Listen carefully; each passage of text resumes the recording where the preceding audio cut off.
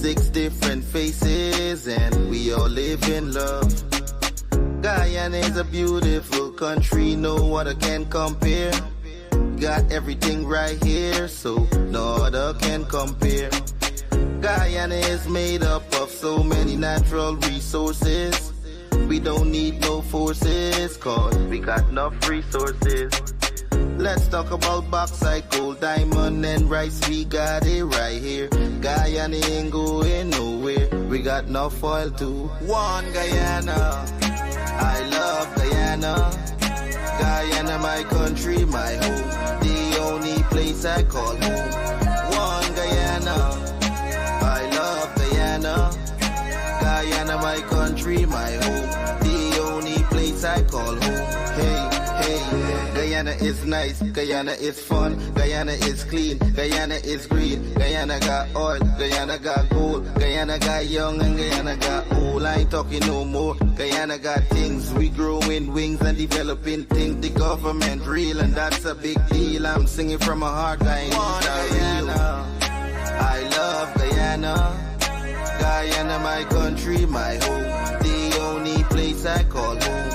One Guyana, I love Guyana. Guyana, my country, my home. The only place I call home. Welcome to Guyana, land of 6 races, 6 different faces, and we all live in love. Guyana is a beautiful country, no other can compare. Got everything right here, so no other can compare. Guyana is made up of so many natural resources. We don't need no forces, cause we got enough resources. Let's talk about bauxite, gold, diamond, and rice. We got it right here. Guyana ain't going nowhere. We got enough oil too. One Guyana, I love Guyana. Guyana, my country, my home. The only place I call home. One Guyana, I love Guyana. Guyana, my country, my home. The only place I... This is Quincy Anderson. You know I love my country. There's no other country better than mine. Welcome to Guyana, land of 6 races, 6 different faces, and we all live in love.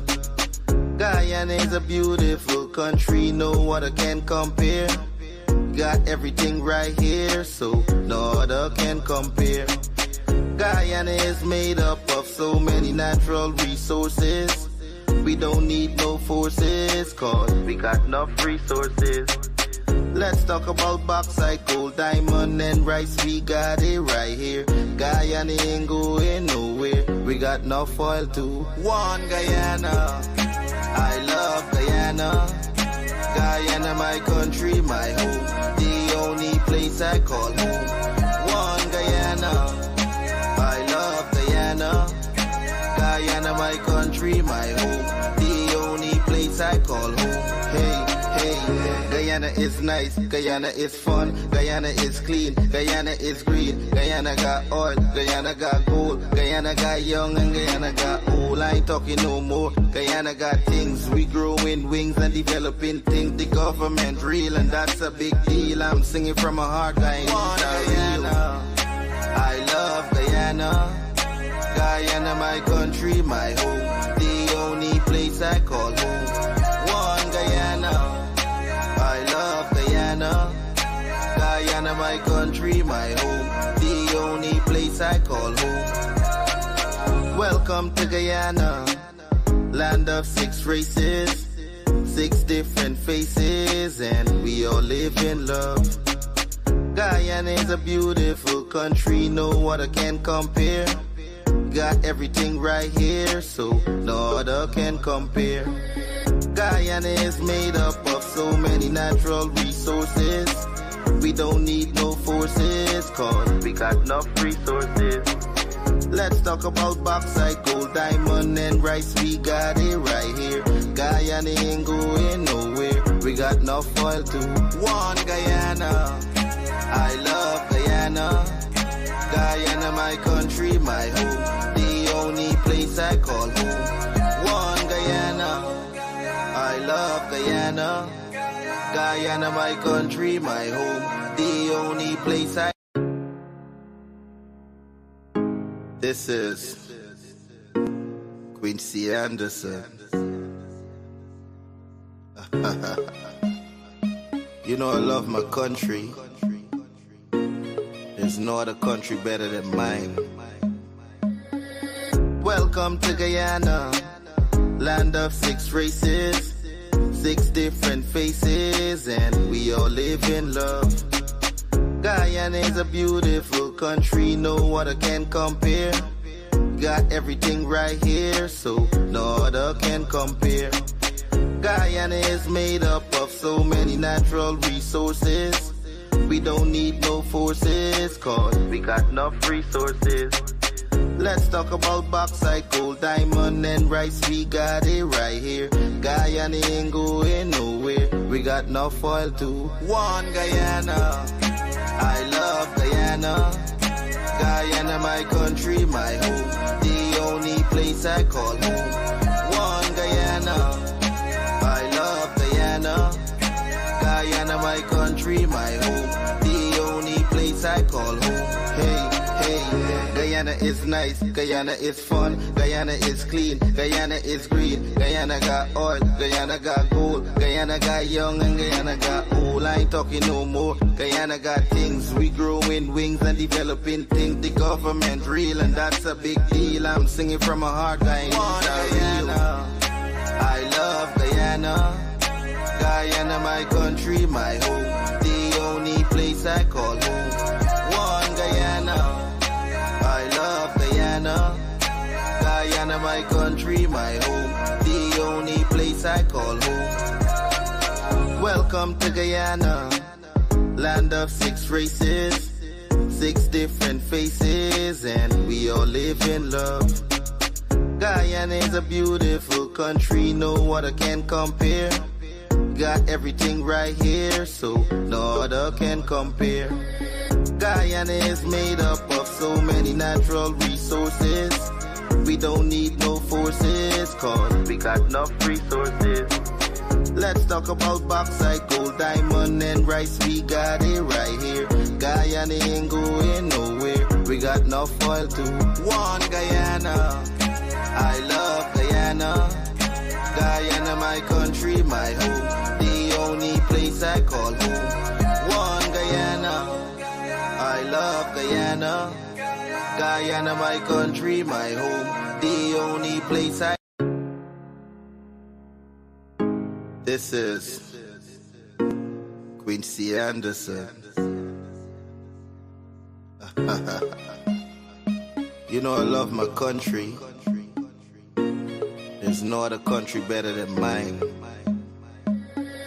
Welcome to Guyana, land of 6 races, 6 different faces, and we all live in love. Guyana is a beautiful country, no other can compare. Got everything right here, so no other can compare. Guyana is made up of so many natural resources. We don't need no forces, cause we got enough resources. Let's talk about bauxite, gold, diamond, and rice. We got it right here. Guyana ain't going nowhere. We got enough oil to one Guyana. I love Guyana. Guyana, my country, my home. The only place I call home. One Guyana. I love Guyana. Guyana, my country, my home. The only place I call home. Hey, hey, Guyana is nice, Guyana is fun, Guyana is clean, Guyana is green, Guyana got oil, Guyana got gold, Guyana got young and Guyana got old. I ain't talking no more. Guyana got things, we growing wings and developing things. The government real and that's a big deal. I'm singing from my heart, Guyana. I love Guyana. Guyana, my country, my home. The only place I call home. One Guyana. I love Guyana. my country, my home, the only place I call home. Welcome to Guyana, land of 6 races, 6 different faces, and we all live in love. Guyana is a beautiful country, no other can compare. Got everything right here, so no other can compare. Guyana is made up of so many natural resources. We don't need no forces, cause we got enough resources. Let's talk about bauxite, gold, diamond, and rice. We got it right here. Guyana ain't going nowhere. We got enough oil too. One Guyana, I love Guyana. Guyana, my country, my home, the only place I call home. One Guyana, I love Guyana. Guyana, my country, my home, the only place I... This is Quincy Anderson. You know I love my country. There's no other country better than mine. Welcome to Guyana, land of 6 races, 6 different faces, and we all live in love. Guyana is a beautiful country, no other can compare.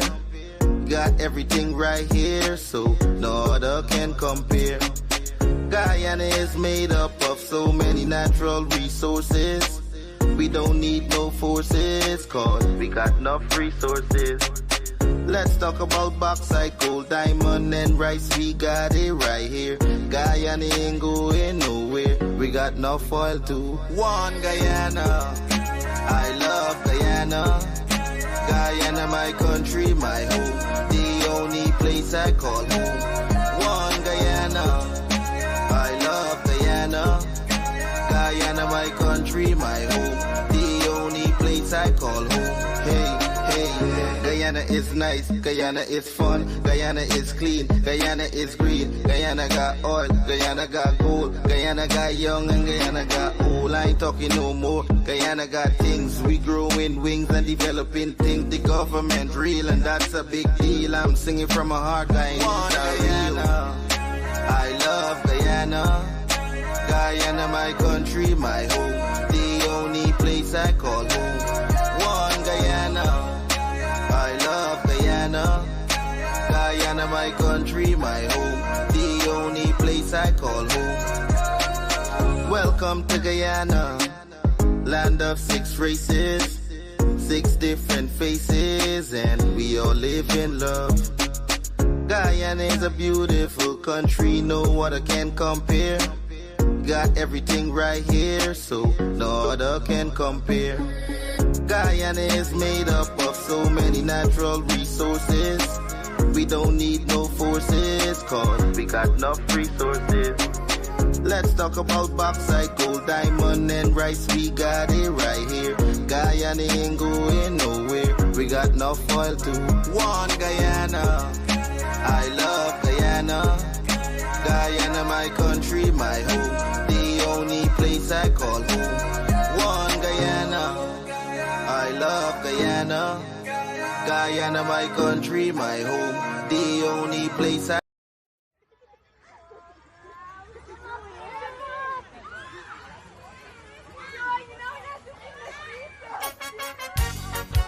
Oh yes!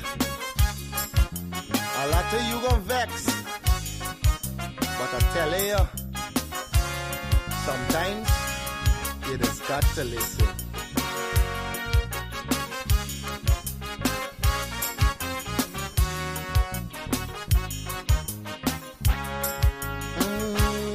There's a child in every home and every community. They will grow up to be symbols of unity. They'll be colorblind to race and ethnicity. That's the vision of a leader like President Irfan Ali. I'm talking about the one Guyana where our people can live in peace, where every race trusts each other, where racial prejudice no longer exists. Our children will have one Guyana to grow up in a land united and free with equality and blessed with prosperity.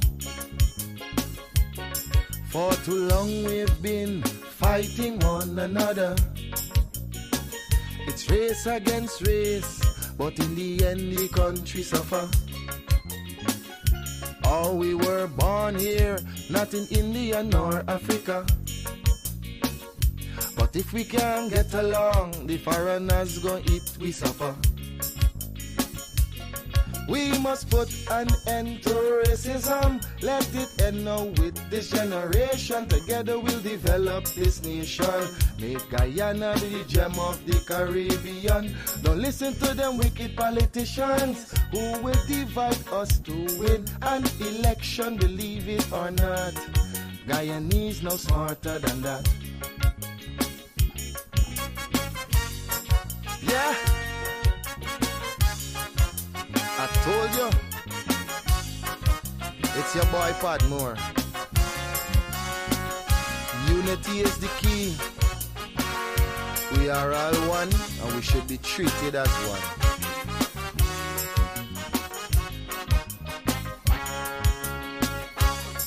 Our ancestors were slaves and laborers, but the life they endured made it better for us. We honor their sacrifice and the freedom they bought for we. But some descendants of slaves use that to fuel the rich. It doesn't matter what's your skin color, when we bleed blood it's red the same. Let's respect and love one another. When a brother cry we must feel the pain. We're Portuguese, African and Indian. We're Chinese mixed up, we're Amerindians. We're all Guyanese. Let's end this segregation.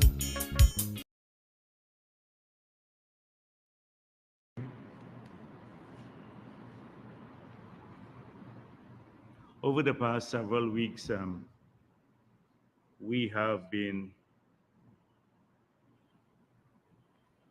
working in several regions to bring together young people in the youth arm of the People's Progressive Party. So far, we've completed about half of the regions, and the work will be ongoing to ensure that we also have our youth conferences and youth camps in regions 10, 7, 3, 6, and part of 8, because these have not been done as yet. But from those youth camps and youth conferences we've completed, we had over 6,000 young people attending, many of whom have now formally become part of the youth arm of the party. I think this is an enormous number of young people. I do not think that there is any youth organization that has those numbers anywhere in our country. And as you heard in the interactive sessions at the youth camps and the youth conferences, young people speaking freely about their expectations and how they believe they can contribute to the development of our party and the country. If you look at the images coming out of these youth conferences, you will see the true nature of the People's Progressive Party and the youth movement that we are forming. It's a multi-ethnic gathering of young people. So on several counts, we're unmatched. For first of all, in terms of sheer numbers of young people coming together. Secondly, in terms of its broad-based membership. As we always say that the People's Progressive Party is the only multi-ethnic party in this country, and that's mirrored in the youth movement too. They, if you look at the other political forces that are contending against us, it's party parties that have can't even put together numbers across the board, much less among young people. They have some small gatherings that they magnify through social media, but really, when you look at sheer numbers, they they come nowhere nowhere near what the PPP has accomplished. And the reason we are attractive to young people is because we're a party that has a long history of fighting for freedom in this country, from independence to the return of democracy to Guyana, and then fighting off again the PNC's attempt to steal, PNC-AFC attempt to steal the 2020 elections. We have a long track record of accomplishments moving Guyana forward. We have a track record of giving young people opportunities um, at various levels, but even at the highest levels in the country, um, at the ministerial level, at the presidential level. Um, as I pointed out in the past, and I tell young people, I grew up in the PYO, in the youth arm of the party, and by in my 20s, I was minister, and by 35, president. Irfan Ali was a member of the youth arm of the party. He became a minister in his 20s, and by age 40, he became the president of the country. So the youth arm of the party is an incubator for our leadership. And if you look at most of our leaders, they've come out of the youth arm of the party. They get a grounding there, they learn empathy with people, they learn about struggles, and that's the message that we've been speaking about at these youth camps, that it's not just about personal development, and we push our people to grow personally, those who join us at the youth level, but it's also about developing a social consciousness and about empathy with struggling people. Because if you can empathize with struggling people, then you'll become good leaders, and you will find that people's concerns would always be reflected in governance and in policy making. And that's the message we've been talking about at all of these camps, apart from the opportunity for young people to get together and socialize. So for us, the rebuilding of our youth movement is a crucial part for the continuity of our party, for the growth of our party, and placing it in secure hands. We are still dealing with fossils in the other parties. And if you can see the age range, the AFC now, the new leadership, the new that they've tried to portray as new leaders who have been tainted in the past, Nigel Hughes, Patterson, Trotman, they're all are leaders from the past who have failed on every count. They've broken every promise they made in the past to the electorate. They've demonstrated they have no integrity whatsoever, but they have now re-imaged themselves as the new leaders for the future. But they're all around my age. Ramjatan and all of the others are probably even older than me, some of them. And the same thing with the PNC. It's an old cabal of leaders.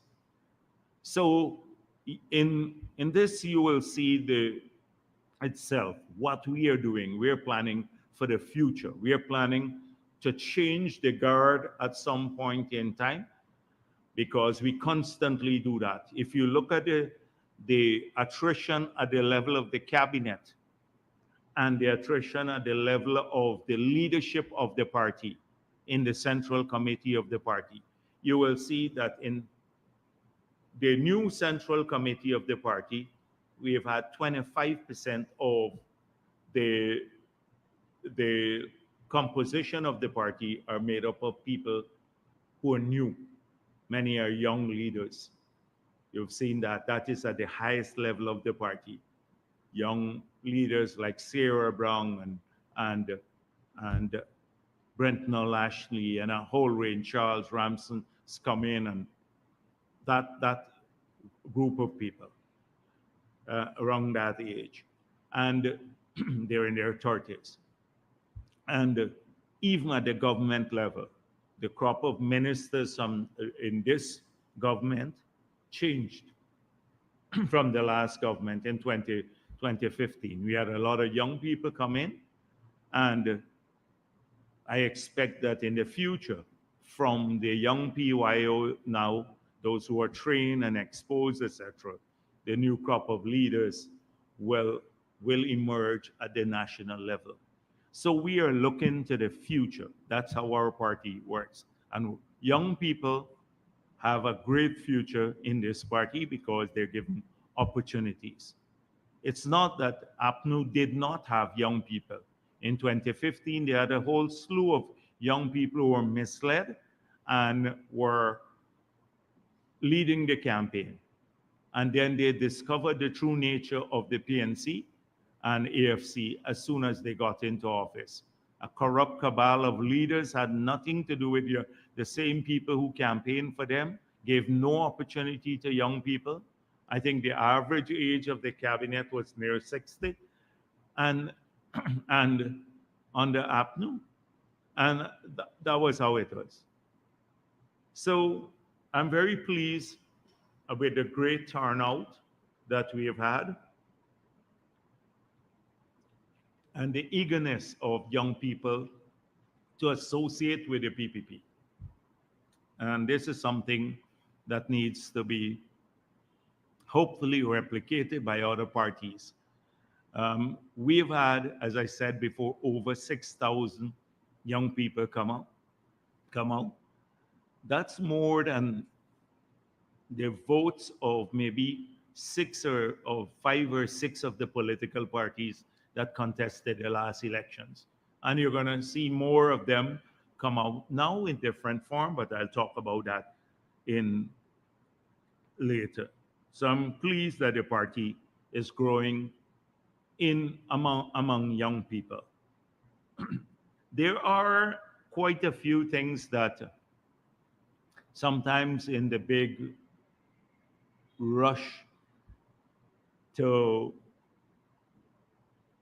every day to complete tasks and to move our country forward and to address the overload on the policy agenda that we've had.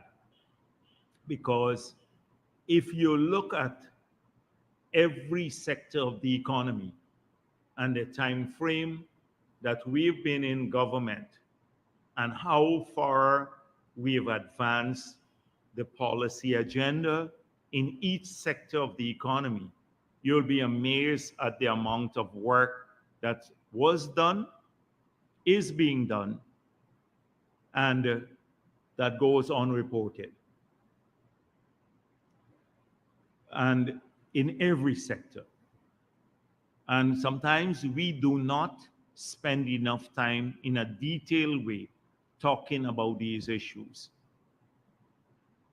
So, for example, on digitization of the country and how that will be crucial for the future. I have not seen a serious article written about that anywhere for the last maybe year and a half, maybe 2 years. Maybe I missed it. But I doubt that anything of that nature was written about. Every day you see the same old story, surfacing in different fashion. It's almost repetitive. But this is crucial to changing Guyana and to the lives of our people. Digitization of our society. And many people, if they're not aware, should be aware that we have several projects that are moving us closer to, to the accomplishment of key tasks in our country that would allow people to have a greater level of comfort, security, and would expand business opportunities because of the digitization strategy of the government. So the first thing is we have a project that you know of, you might have heard of, that will make our airport paperless. And we're hoping by the end of the year that this will happen. That we have an automated border management system that will pre-screen people, that would allow us to know long before people have arrived in the country who they are and their background. And this would allow us to have these automated gates so that with the new ID that we will be issuing soon, or a passport, you'll be able to just swipe your ID or your passport without approaching an immigration officer and enter the country. But if you're flagged by the border management system, then you would have to, of course, approach an immigration officer. That would allow people to online or through an app fill up all of the entry forms, as their customs declaration, so everything is online, and that will be shared directly to the GRA immediately. So if you declare you're bringing in $10,000 in the country, it goes immediately almost to the GRA, or you're taking $10,000 out the country, so they get that information, that, and so when you enter in the country, immediately that record goes to a government central database that will be able to track you if you come in on a short-term visa. So you can't, if you overstay, suddenly you get flagged. And if you don't have a work, you didn't come in on a particular visa, you can't get a work permit. So a modern system to manage the safety of our country and our borders, that we can know who's coming into our country and we can keep our people secure, and that we can flag undesirables before they come home. And this system will make it easy for those Guyanese now who have our own ID. We can swipe and walk into the country easily, and you'd also have automated gates going out, so that it makes the ease of travel for everyone easier to travel, but even easier for the locals, that those of us who have Guyanese passport or citizenship. That is happening now. Simultaneously, we have the project to issue the new ID cards for every Guyanese, and for everyone else who lives in the country, with strong biometrics feature.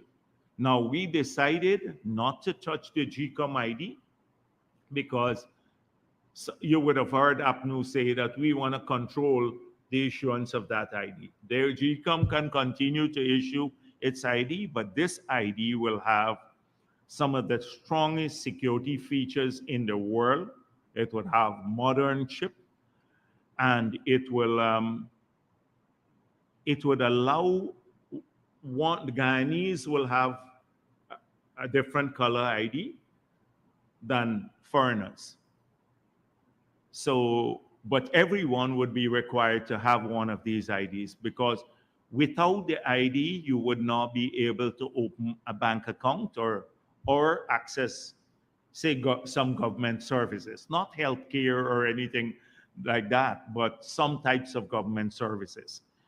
So we will know who is in our country too, because every non-citizen would have to have an ID too. And that would allow us to track people who are here illegally, etc. This is crucial as we grow as a country, but would also allow our people with this ID now to enjoy significant benefits that others may not enjoy. So if we, for example, if we have to give out, say, grants to people, cash grants, etc., we know who the Guyanese are immediately because they have an ID with all of the biometrics. This would allow, with strong biometrics, would allow a whole range of financial products offered by the banking system now that requires high-level security.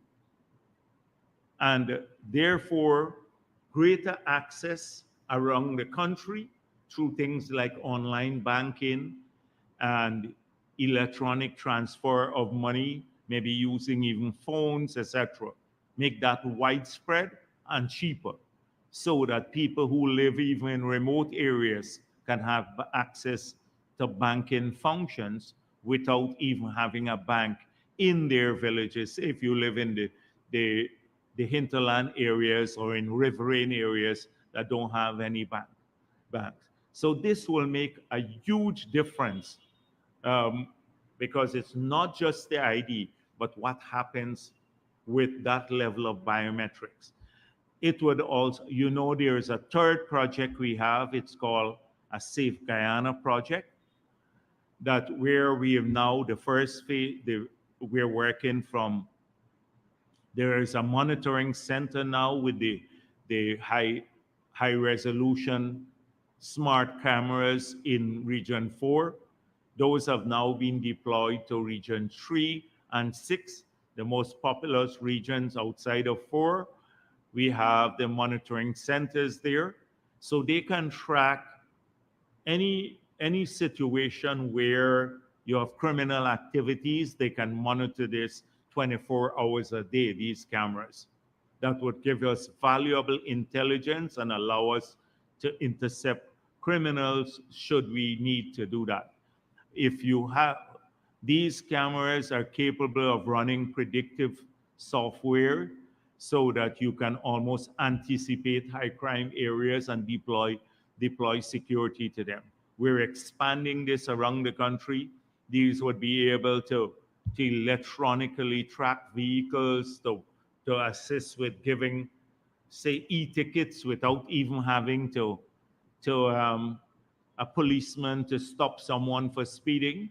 They would, if they're speeding, they will just get an e-ticket, and then they would have to pay the fine or well comply with the law. It gets sent to them.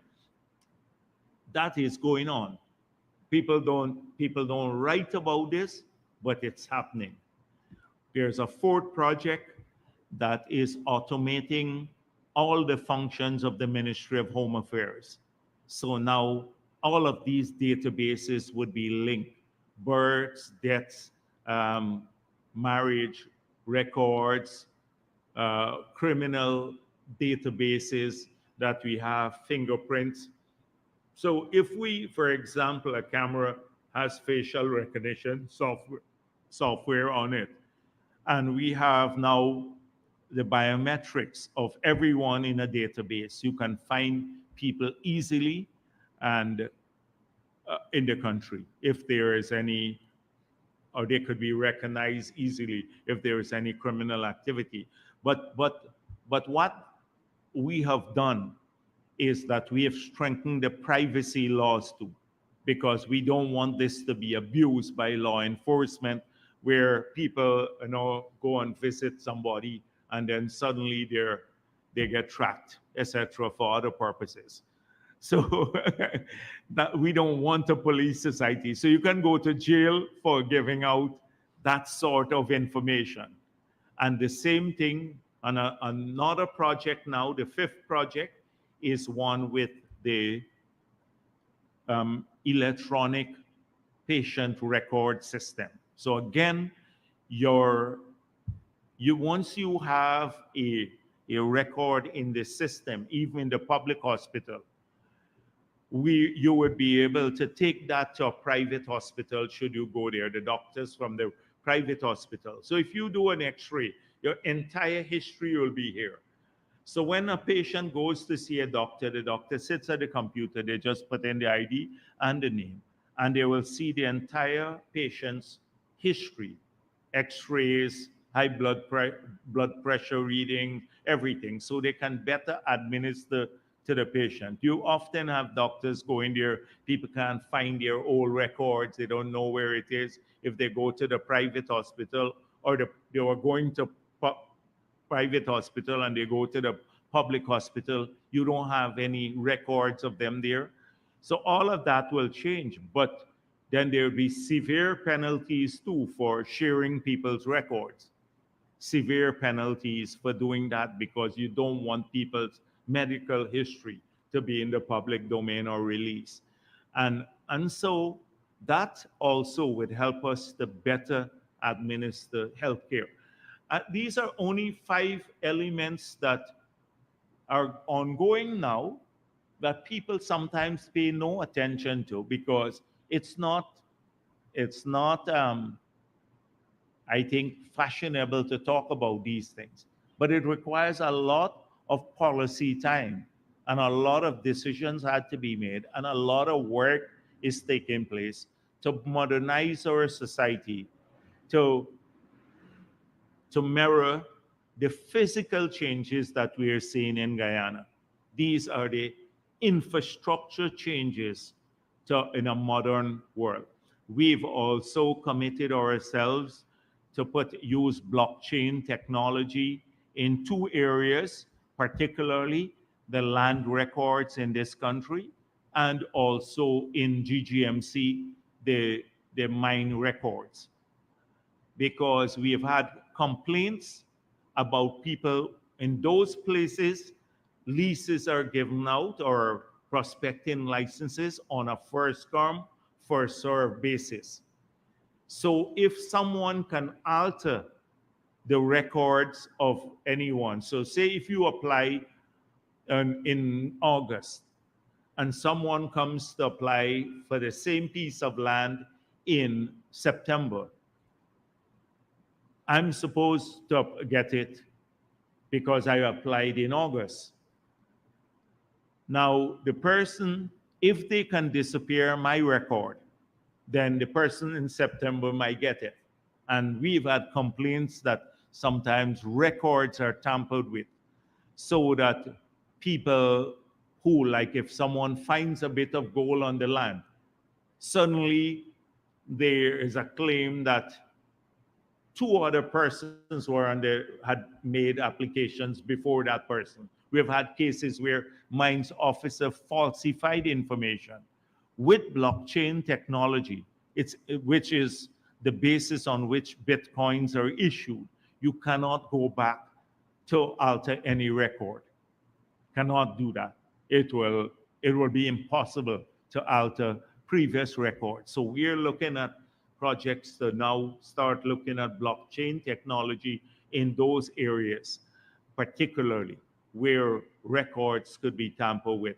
There are other government agencies we probably introduce that to. So I wanted, because every week it's the same old issue I have to talk about all the time. But I wanted people to understand the nature of the work. They see a lot of physical transformation in Guyana. More roads, more schools, more hospitals being built. Um, they, they see the expansion, more people working now, job creation. Uh, they see more people on scholarships. Those are things that you can measure. But often there is a hidden engine that is going on all the time and working that you don't ever get, would never get reported on because somehow it's not very attractive to people or it doesn't fit in to the political agenda of those who are in the media often.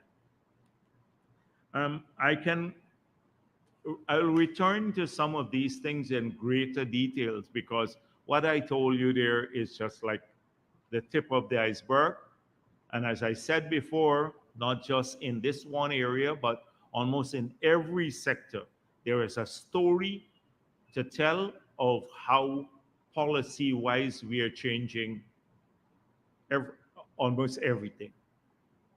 You hear a lot of talk about environment, but we don't see much written about the LCDFs, which is the biggest success story for any country in the developing world, even in the developed world, the biggest success story for any country.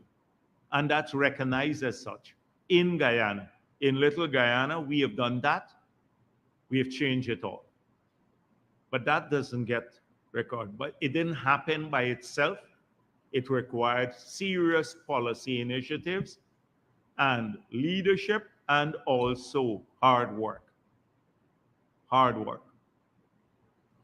So the debate in our society does not take place around serious issues about the low carbon development strategy and the opportunity to earn more resources and how it's solving questions of adaptation and giving a big boost to indigenous development.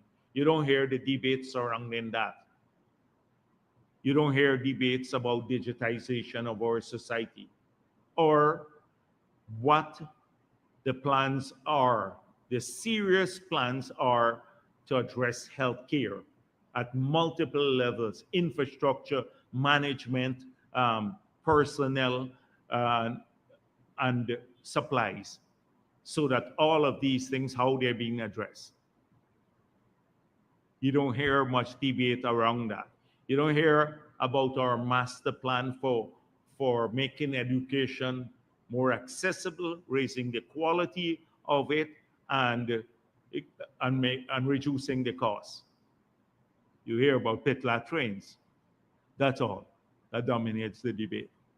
So, as I said before, our opponents will never want to take the conversation to serious issues because they know they have no track record or no policy.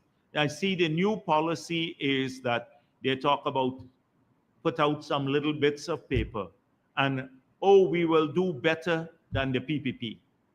They will do better than us. Well, you can't believe anything. So the part-time workers that they were opposed to Norton was opposed to the part-time workers. The PNC was opposed to them. AFC was opposed to the part-time workers. The 15,000, they're saying, we don't need this in the system. Now they're saying, oh, we'll pay you a bit more. We'll keep you and pay you a bit more. But they lack creativity. They lack creativity. So you will see the incremental thing. Oh, we'll pay the public servants a bit more, and we do it from saving some money somewhere.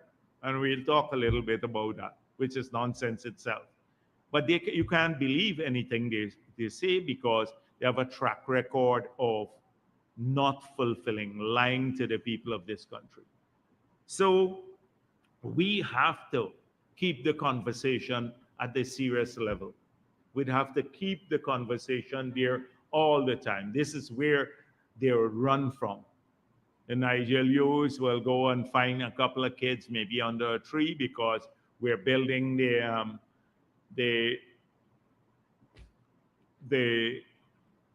nursery school now, rebuilding a nursery school, and say, look at these kids now studying on the school. But then in the same breath complains about the $2 billion school that we're building at Hosororo. In the same breath complains about that. It's a bunch of wishy-washy people has-beens, basically, like Nigel used, nothing new to offer, going around trying to stir up resentment or create this disaffection with the government by rumors.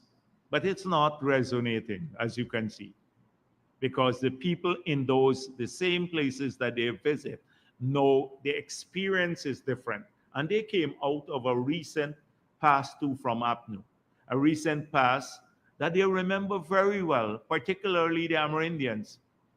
They have a very, very disparaging view of Amerindians. They think that they probably have amnesia over what took place in the 5 years. They think that uh, these communities have just forgotten everything.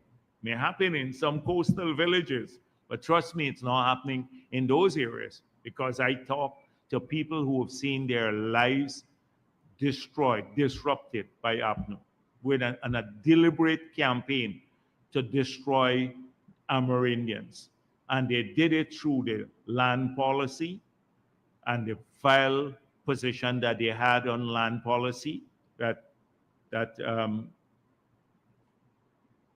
that the same AFC and APNU, the PNC, sat in Parliament and heard the most disparaging statements being made by the PNC, by an individual. They did it through everything. The resources in those communities were minimal. They were starved of resources, starved of resources. So, talking about distortion. So first of all, you're going to hear me every week remind you about the weighty issues, the things that matter to people, not the frivolous issues that they're wallowing in. Because every week, that's all you hear: somebody, a tree didn't get cut here, somebody didn't smile too nicely with one of them and they're offended with this, etc. They want to run from the serious issues of running a government because they have no management skill or track record of doing so properly. So they would hide from that and try to focus on this. So I'll remind them and the country of what we are doing, and how in these 4 years we have had a transformative agenda in every sector, including the oil and gas sector, that we can defend publicly. And then I will point out the ridiculous things that they're doing now to rewrite history. I will do this every week, and they hate this badly. So, talking about that and how stupid we could get sometimes in this country, is that I saw this week the leader of the opposition office issued a statement on the International Day of Democracy, and talking about we must fight for democracy. And then the AFC also did the same thing, and a long statement on International Day of Democracy. And in this statement, they spoke about extrajudicial killing, the AFC, the whole thing about 1,500 people being killed in that period, which is a lie. In fact, they were saying it's 400. Starbuck News showed that. And the 400, if you go back and look at it, even the 400 were not bandits. They included the policemen who were killed in that period, etc. And even people who are alive. And there were not Afro-Guyanese alone. There are large numbers of Indo-Guyanese in the 400. They've elevated the number now to 1,500. It used to be 40. One time, Walter Lawrence said 40,000, right? So these are the stupidest people in the world. I don't imagine. If you pick a number, you have to at least stick with a number. If you pick a number to tell a lie, they need to, repeat the same number over and over again. So the 400 was disproved. Now it had gone to 1,500. It was 40,000. They can't settle on the number, but it's all a lie.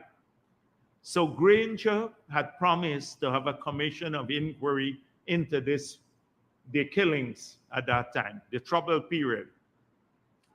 And the trouble period was when the PNC and AFC supported a group of bandits who escaped from the prison and wreak havoc on ordinary citizens in this country until they were either arrested or killed by the security forces.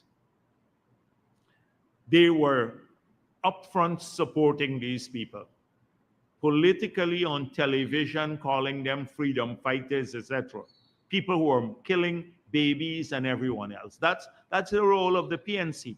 And they have the audacity to talk about extrajudicial killing, the AFC now.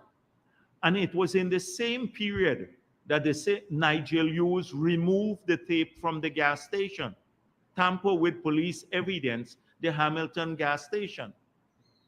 Tamper with evidence. Nigel Hughes was in part of this. He removed that. He gave some wishy-washy explanation. Read the Starbuck News story about it, about why he removed the tape, that the police would have seen who actually killed the person. Took the tape and then returned it the next day, I think. We don't know what happened with the tape, whether it was edited or tampered with. So someone should ask him about that too. And they put this in now, this week, in a statement to talk about extrajudicial killing and the period, because they have nothing new. They're trying to race back the old race thing. And notice it's 1,500 young black men that we killed. The racist issue again, to bring back the old rumors that they spread, which has been disproved over and over again, but they continue to perpetuate their lies. So, why do you think Granger never launched the commission of inquiry? Granger was notorious for launching commissions of inquiry. He did about 8 of them and spent nearly $500 million on commissions of inquiry. Lindo Creek, he did one for Gaisuko, he did for the prison break, he did one for the public service, a ton of COI. And he promised this in the election, before the election. Why do you think he did not do this one? He was dissuaded, I think, from doing it because he knew what would have showed up. And the culpable party would have been APNU. I spoke with some elements from the U.S. law enforcement agency that came down and met with me when I was president there. And they said to me, you're not dealing with a situation of criminality here. You're dealing with an insurgency there because the APNU, the AFC and PNC operatives at that time, and I think it was some of the individuals who are in the AFC now were part of the PNC at that time. So they were going on the ground, talking to the criminals, supplying them with stuff, also telling people in the villages, a group of people, that every time the law enforcement agencies went in there, that they must come out in front of the police and the soldiers. In that period, guess who I had? So we had weapons laws. I, as president, had to deal with Winston Felix as commissioner of police, and Collins, both of whom went out, joined the PNC, and became members of the leadership of that party. I think they both got into to the central executive of the party. That is what I had to deal with. A commissioner and a chief of the army who might have been even sabotaging me as president. And so clearly, it came up at the human rights body when we went there, which is I think every 10 years or 15 years you have to present there. It came up about when we're going to do this, and the terms of reference are being drafted, and soon the president will announce the COI. So we'll get to the bottom of this. We'll get to the bottom of this. But the shameless AFC talks about extrajudicial killing in that period. And if you look at who defended all of the people who massacred some of these people, Nigel Hughes was there. I think even the case where, please check this for me. If you have that, check where in the Starbuck News again, that Nigel Hughes was accused of jury tampering because the foreman of the jury was one of his clients, and he was supposed to declare this if there was any connection, and they failed to do so. And I think the person was acquitted, one of the murderers. So check it out for me yourselves. Go back and Google that. And so who was on the side of the criminals? And they mentioned this in a statement on United Nations International Day of Democracy this week. So they brought it right back to the fore. In the same statement, they mentioned Integrity Commission. The Integrity Commission is another prime example of a weak state body. This is the AFC APNU that refused to submit their statement of income and asset to the Integrity Commission for 3 years in the 5 years they were in office. And from the year 2000, every year under the PPP, we have submitted ours. And they have the shamelessness. These are shameless people in the AFC and in the PNC too, but more so the AFC, to put that in a statement now, this week, on the International Day of Democracy.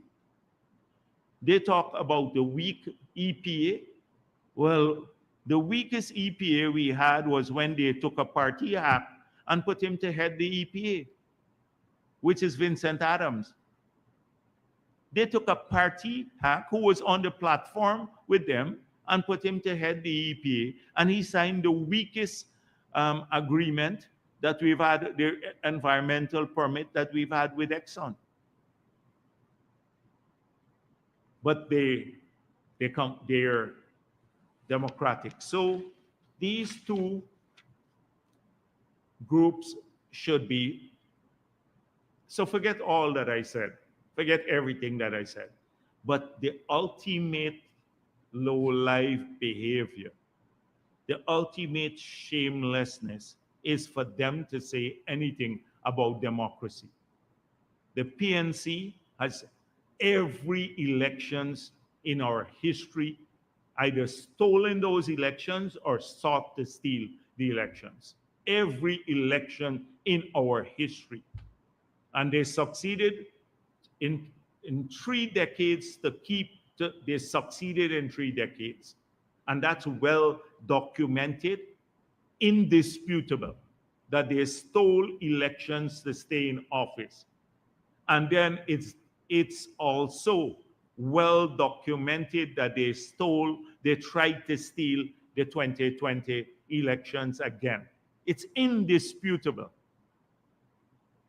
For them to talk about, to even issue a statement on the International Day of Democracy, it's unbelievable. It's like, people go to church and the priest has to constantly hold his chain because he's worried that they would snatch his chain or something like that. That's these people. They can't say anything. Look at the lies that they're told. You remember Cathy Yu saying and Ramjatan how they found Russians and everybody here, Granger trying to be sworn in 3, 4 times. Look at the trauma that they put the country through. 5 months of trying to steal the elections. International sanctions being threatened. CARICOM issuing statement, OAS, the Commonwealth, the Carter Center, every country in the world practically condemning it. And up to now, Norton, he has his SOPs. He's like Maduro. They have their statements of poll, but they can't make them public. In Maduro's case, somebody hacked their system. He said that somebody hacked their system. So in Norton's case, they're state secret up to now. The SOPs that show that they won the elections, that they should have been happy to make public. So imagine two shameless parties trying to rewrite the history of this country and to get us to forget the sick, sordid, unpatriotic, vile role that they played in trying to steal the elections. And the AFC leaders were in the thick of things. And I don't think anybody has asked Nigel Hughes again whether he thought that the elections in 2020, that they won the elections in 2020 a free and fair way. So we need to look at that. So in the same week, we have had another development. So the Kiteshore News, the Glenn Lal has now launched a political party.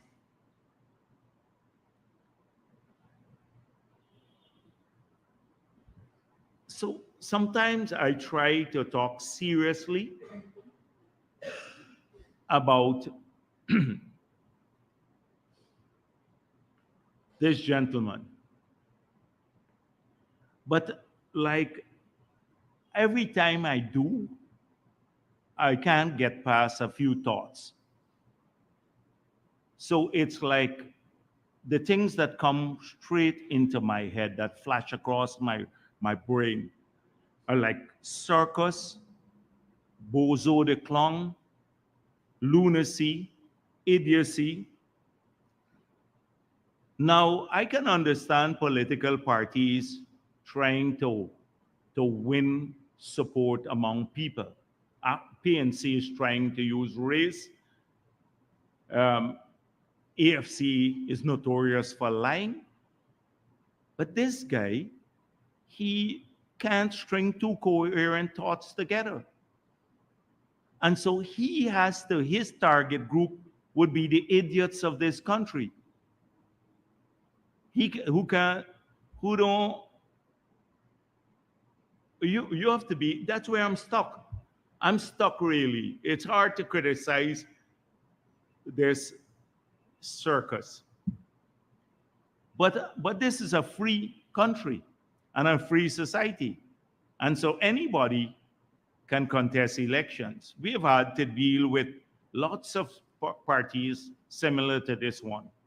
We had CN Sharma in the past. For those of you who remember him, we've had CN Sharma. We've had 5 or 6 small parties contest the last elections. And people saw through most of them that they had nothing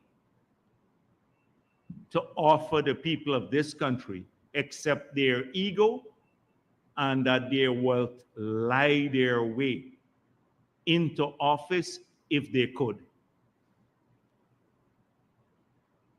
And so Here again, we have another attempt to do so, and we will deal with it at the appropriate time, because it is open season now and people see an opportunity. So I've seen, again, outside of Bozo de Clong, the Starbuck News has a strange newspaper, a story. I thought it was an ad, but this looks like a movie that we're going to, coming to the theaters soon. So, guard, coming soon, stay tuned. Now, this is a news story. I don't think it's an ad. So, I can't believe that a newspaper would put guard, Guyana United for Accountability and Resource Development, coming soon, stay tuned. This is like a movie soon to come. And a new group is to be launched next year, so they know who the new group are.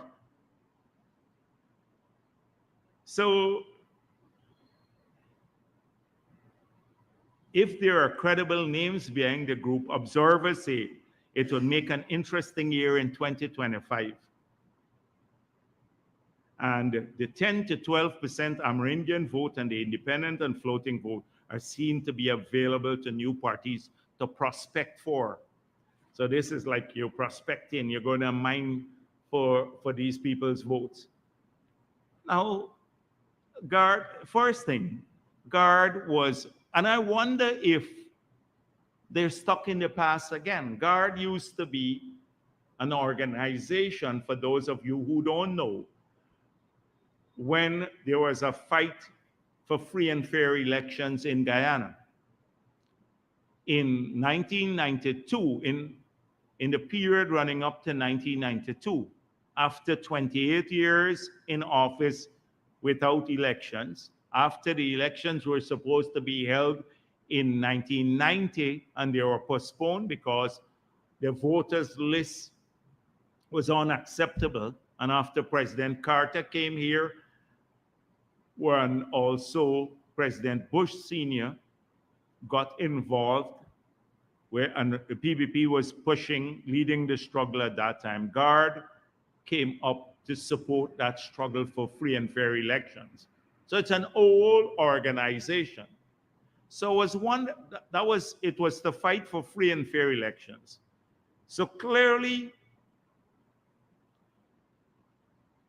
I'm thinking now, for the past several weeks, there've been an attempt to paint Guyana and the PPP as autocratic. I didn't deal with it too much from people like Ramcharan and the others. All these book reviews that they're doing, selective book reviews, like Maurice Odell, a man who was at NISIL from 2015 to 2020. The head of NISIL, at that time, some of the most corrupt acts in the country took place under the aegis of NISIL. Suddenly they're doing a big review. He is an impartial person on governance now in Guyana. And then the review of another right-wing writer from abroad, but both leading to the conclusion that the PPP is somehow autocratic. So that might have been the theoretical basis, the philosophy under which an organization like GUARD will emerge now. But they have to be creative now. If you choose the old name, it's like recycled people. And I'm sure you'd find a ton of recycled people here. Recycled people who are never comfortable with ordinary people having a say in policy making. Forget the sugar workers. So every day you have editorials, oh, the sugar workers don't deserve this. Forget the Amerindians. Forget the people in Region 10, the bauxite workers or Afro-Guyanese in the villages. Forget everybody, mixed people and everyone else, or forget young people. We don't need to deal with that. We need a bunch of fossils in the city who believe that they know best for Guyana, who will reside abroad and everything must be cleared with them. It's the arrogance there. It's the arrogance that is coming soon. The new movie to the theater nearest to you. This is how they see the politics in Ghana. Not that they needed to work over the years, 4 years, and the last year before election, opportunistically they done already surface to care about Guyana, but they care about the resources. And I want to bet you half of these fossils are people who have come to the government because they want cushy jobs, and I know some of them already who wanted cushy jobs, or us to force out other professionals from the APNU era, and they claim that they are close to the PPP, and we refuse to do so. They now suddenly become fighters for good governance, natural resources they want to guard. They didn't guard the natural resources when Trotman in 2016 signed the worst agreement that we have to live with now. They couldn't guard it at that time. They didn't find a proper guard at that time because half of them, you would see, probably were in bed with APNU. So coming to Ghana soon, it's the circus season. And Glenlal the Bozo the clown, is starring over there with, and then you have another group who'd coming to the theaters nearest to you soon that will emerge. But I want to bet you they're not going to go after APNU or AFC. You know why too? They're scared.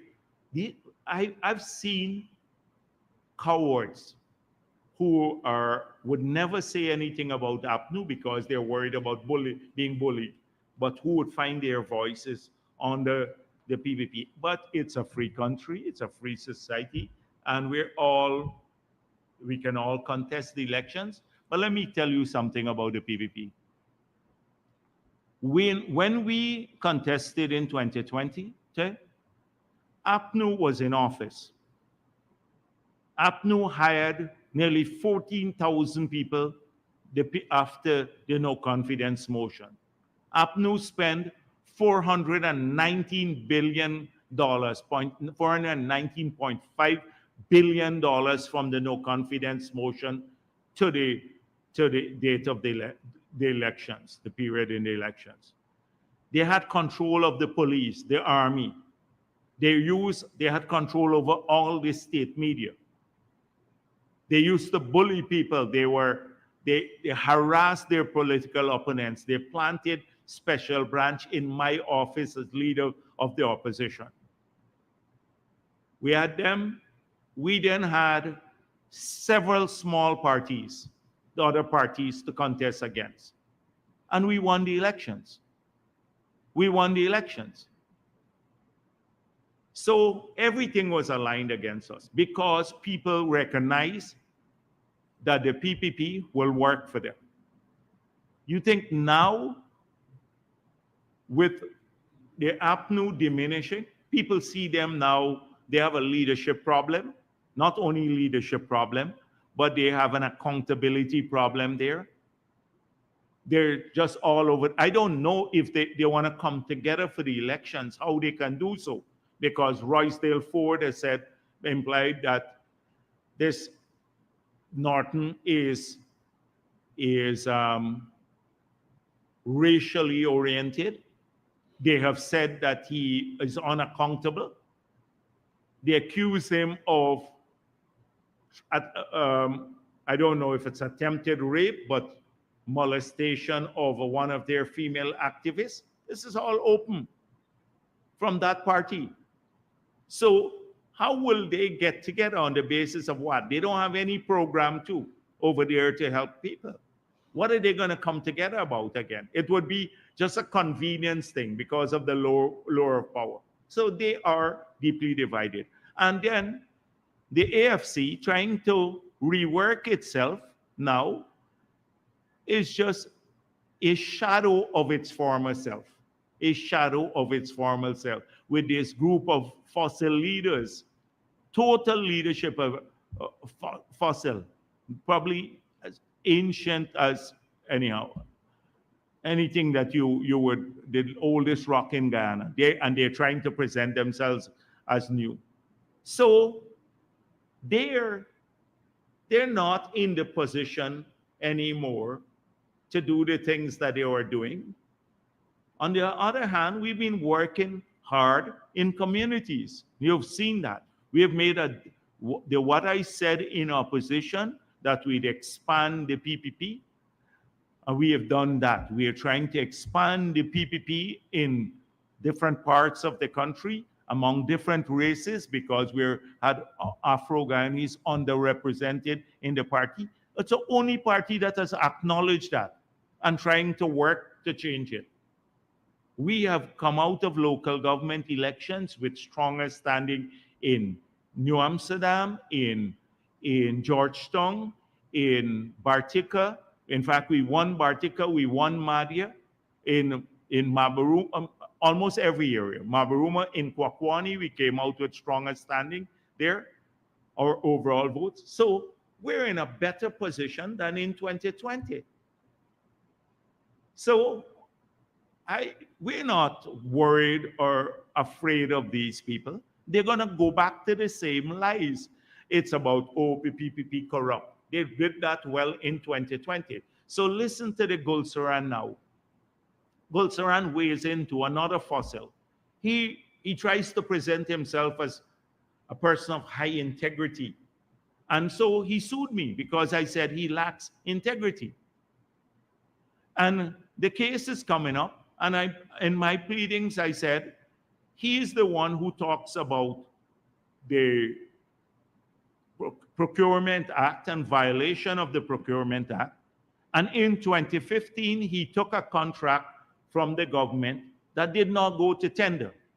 The same Jordan, who was minister that he's praising up in this article now, gave him a contract that he didn't tender for. And secondly, the contract was illegally given to him because the law, the Audit Act, says only two entities can approve contracts, audit contracts.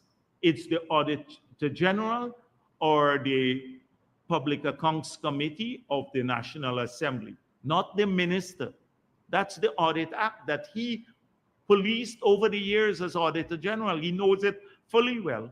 He took a contract that did not have the approval of the Auditor General nor the Public Accounts Committee given to him by the minister. And guess what he said in a letter? That he did not tender. This is his explanation. Read it. He said, I got a call from the minister, and the minister said to me, which one of these contracts you want? And he picked a few of them, and then he got another call. You have the contract. Just imagine if the PPP were to do something like that. They'd murder us. They'd murder us. You wouldn't hear the last of it for 100 years. This is this man saying how he got a contract from the... So I have no doubt that he will praise Jordan. He said, oh, the minister said they can save 10% of money, Jordan. Another man who is in court for unaccountable behavior. I don't even want to go down there. You know his history too, and the role he played in, we still have not explored that fully, in the corruption that was at the Gaia and the Army, $1 billion corrupt act there by some individuals in the Gaia and the Army. So, and I think that's going to go to court, or it's before somebody is being charged with that. So he has come down now to 10%. This is the same man who said in 2015 you could save 50 billion because contracts were per year from award of contracts, 45%. And when asked to tell us how you would save 1 billion from which project, couldn't give an answer. But he comes out every week in the Starbucks News is talking about accountability. Pure nonsense. So he supports this week. And he says, oh, he was so great because Desmond Hoyt was the chairman of some MMA board, and Desmond Hoyt wouldn't tolerate corruption, so he was clean and above the board. Look at what he just said. Look at what he said. So they would have all of these fossils, roll them out to support the false narrative, because he was a beneficiary of the corruption, because he would call that corruption. He would call the giving a minister calling you and giving you a contract corruption. But he was a beneficiary of the same corruption then. If that was corruption, he's the beneficiary of it. So they will roll all of them out. And I have no doubt he might be one of the new guard, the old guard, the guard or whatever, coming soon. He might be one of them too. So let's go on. So a complete rewrite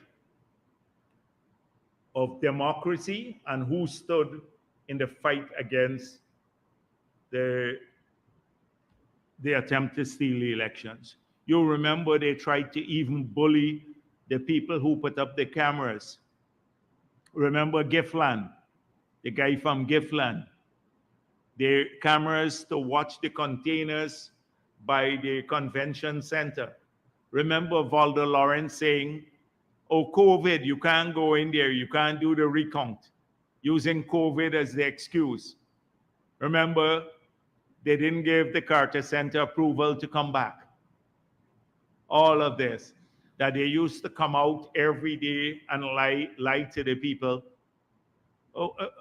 I think we have to just replay some of those tapes from that period to remind people, because if they're not reminded, then they will take seriously, or they may take seriously, the stupid statements that these people issue on democracy. They wouldn't even recognize democracy even if it bites them in the ass. It's like this all the time. They would not recognize it. And so Jordan now comes out to, again, Jordan wants people to pay the tolls. He said people can fly to New York and pay tolls, so we must charge them the tolls because it hurts them that the president announced. And we deliberately thought about this, and we said, we will make all the bridges that are being built in Wisma and across the river to Region 3 and the one in Berbice, all of them toll-free. Concrete structures, 4-lane, high structures, and in these two, and they would all three of them will be toll-free. And we stand by that position. APNU could put back the tolls if they want. But of course, they may not have a chance to do that because I don't see them ever getting back into office. Like you did not have, like last week I said, you didn't have any VAT on water, electricity, data, etc. But Jordan put them on machinery and equipment. And so he also said, oh, we put the toll on education, the VAT on education, and then we remove it back. But why did the government remove the corporate tax from education? You know why, Jordan? So that we can have an expansion. It supports your policy making, has to support your objective. If we say that we want world-class education in our country, you have to support the institutions that deliver this. As a result of this, we're seeing more investments in education. People have to, there is no upward pressure, a significant upward pressure on private fees because we've removed the corporate tax. And we've seen, so not just local investments, but foreign investments. We have a number of foreign universities that want to come here, create jobs for people, etc. I can't imagine how someone would think this way. We remove it, we put it in our manifesto, the removal of corporate tax from education and healthcare, and we did so. This guy in 2024, he's advocating that we put back the corporate tax on education and healthcare and have tolls charged on the bridges that we announced that would be free of free of tolls. That's what he's advocating for. Like Norton said, we're subsidizing electricity prices to people. So we should remove the electricity subsidy.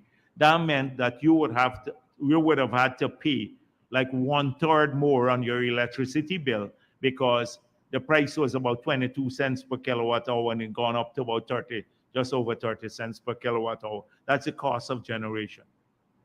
So we shouldn't have done that. So let people pay more for their electricity bill. And on the other hand, their then Jordan talks about come clean on financing of gas to energy and the debt. We've gone through this a million times on the debt. I saw someone sent me a screenshot of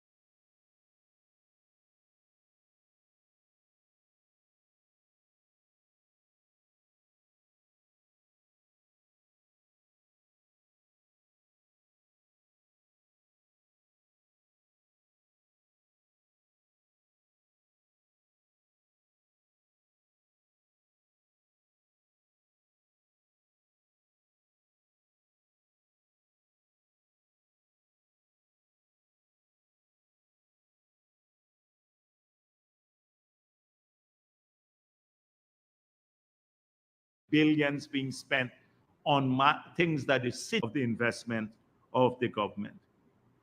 Um,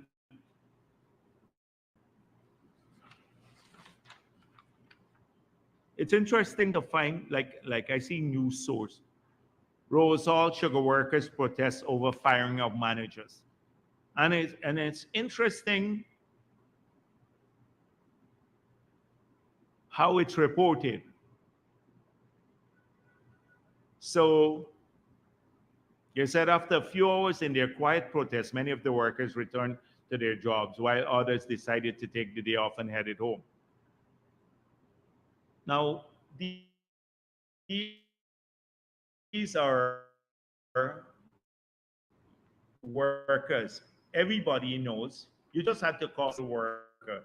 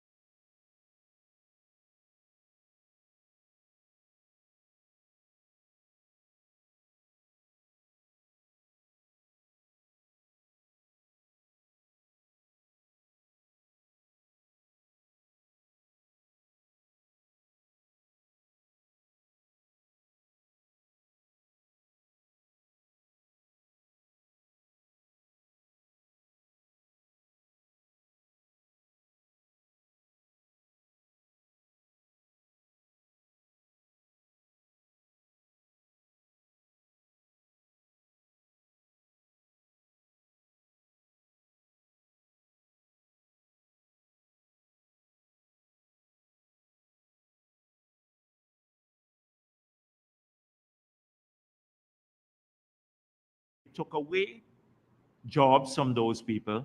Rose believe was raised. You know about the big pressure on us every year, but we did it to put in a huge subvention for electricity, practically free electricity in the whole of Region 10.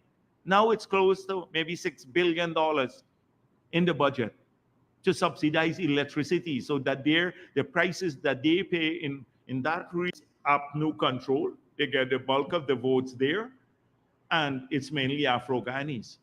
But they would not say that. That goes quiet, not a word, not a whisper. But he calculates, oh, this $1 billion in fertilizer grant that people got must be going mainly to Indo-Guyanese. And it's not true, because if you're a farmer, you get the help. We don't separate by race. And that was maybe last year or sometime that they got that. But he would not do that kind of thing. This is what you're going to find more and more all the time coming from these people. But the reason, so not Jordan has come out now again after his sad record as a minister of finance. Terrible record. Joblessness, more taxes.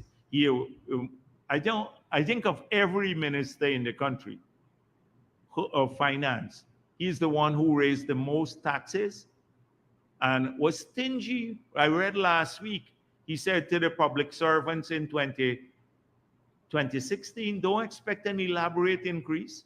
And that was on a 2015 base. And now comes the lecture about high increases for public servants. So I see the Kaichur News, they speaking about, I'm dodging, somehow Nigel Hughes wants us to talk about the Kanchi and the Kaichur block that were given out when Ramatar was president, before the 2015 elections. And then, without asking me, the Kaichur News said I dodged the question. So Nigel Hughes wants to know quite a bit now. So he wants me to answer for that. What happened there? He wants me to answer for that. What happened there? So I looked into it. I was in government, and I found out that it followed the same principle that we've always had, that Truckman employed in 2016 when he gave, I think it was an agreement, a production exploration license to, I think it was Ratio. The same, exact same terms, he gave the production license or the exploration license to Ratio. Nothing changed from the last agreement that Ramatara gave out. But what I found out, and so since then, the Kaichur, the Kanji block has reverted back to the government, came back to the government because they didn't meet their obligations. And the Kaichur block is now, there have been some exploration on it.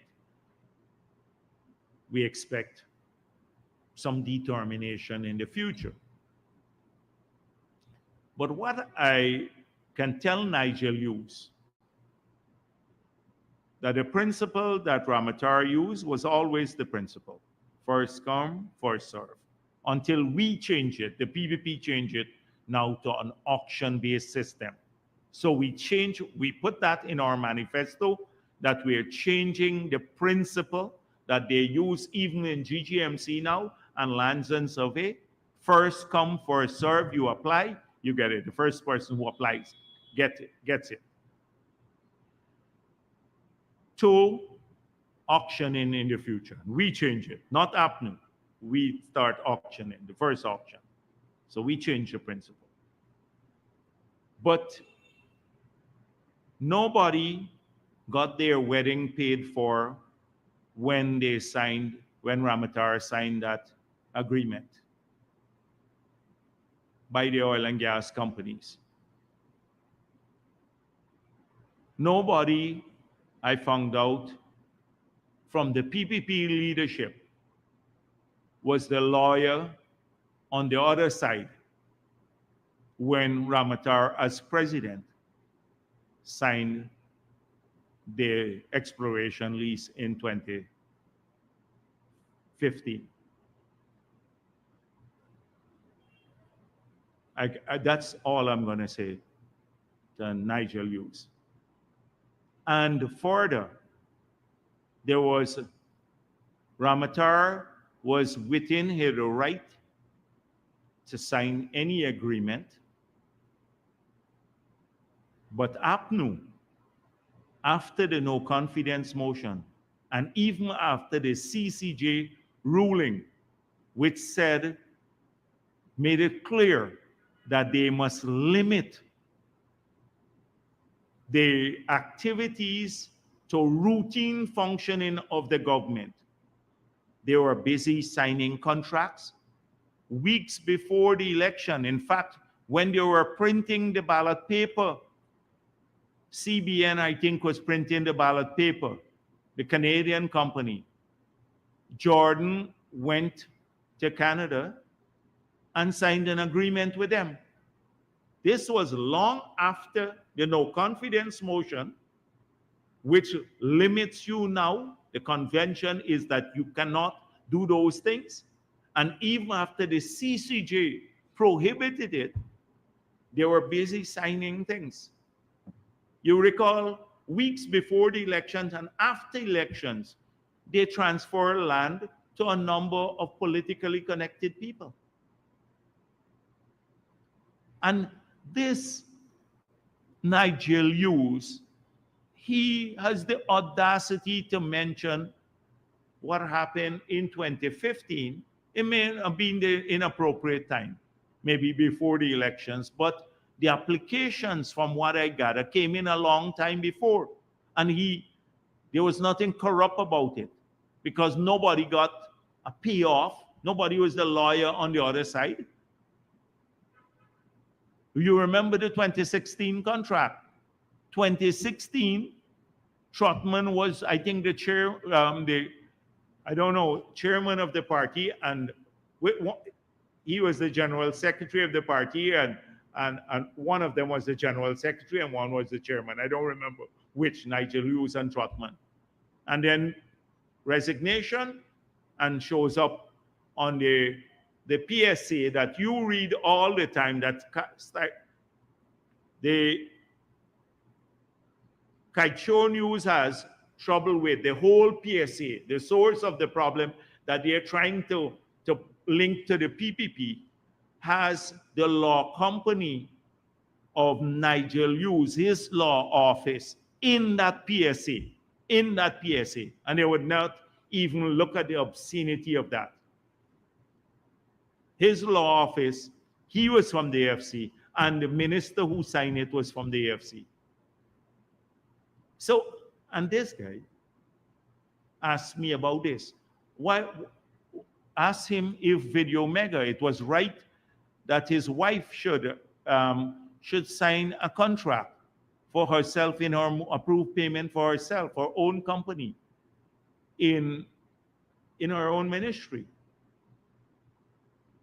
and sign a check on behalf of the company when she denied that she had any association with the company.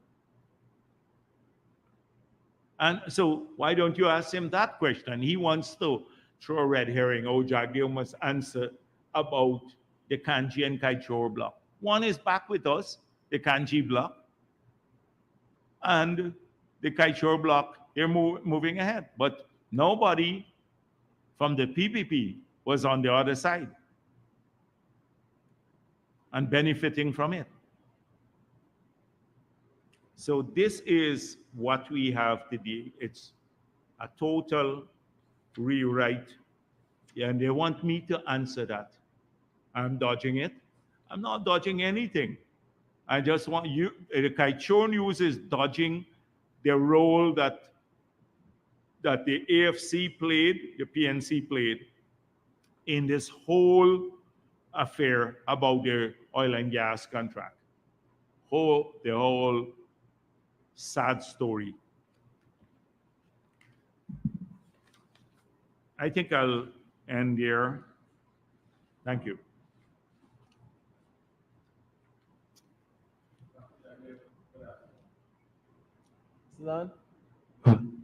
Good afternoon. Michael Rodriguez for Daybreak News. After government would have expended large amount of funds to make right down a GPL, from time to time, the blackout woes continue. Is there some kind of movement government is going to do to make sure this comes to an end? So every time we ask them, there is something like, yesterday I called, the system trip in Werbies. Then they said some piling work has caused the blackout. So I am as concerned as any citizen, because we're trying to put more power into the system. But there's a lot of upgrade to the transmission and distribution system we have. It's not stable. The moment you put more power into the system, you get this. And that's why we have gone out to tender for the upgrade. They have just pre-qualified, I think, about 20 companies to do a significant upgrade before the gas to energy project comes on stream. That means redundancy, circuits, so that if you get the power, if you have a single line and it goes off, everyone down the line gets affected. If you have redundancy and circuits, then you can continue to supply people. But that's what we spoke of. No investment in transmission and distribution in the 5 years under APNU. No investment even in power generation under APNU. Major investment. The demand now has skyrocketed because with all the new hotels, we have 9 hotels being built, already some coming on stream. A regular hotel may use about 2 megawatts of power. With all the new housing schemes and new and houses being built and air conditioning and massive investments right across Ghana, the demand has skyrocketed. And even for people who have higher incomes now, many of them are putting in ACs, etc., in their homes. So we're in a mad rush to keep pace until that big project comes on stream next year that will put 300 megawatts into the system. So we can then have backup power. The other units are going to go into reserve. But we also have to build a big transmission network to take the power. So that's why I explained here that we're spending $160 odd million to build several substations to take some of the power and distribute the power back in Region 3, to bring it across the river and take it to a control center that would be built here at Eccles, at the back of Eccles. Already the contract has been awarded, that will dispatch the power throughout the country. And so you can control it from there, see which area, because through fiber cable, they don't have to call in a blackout. You don't have to call in, they would see from that. It's a modernization program that's taking place.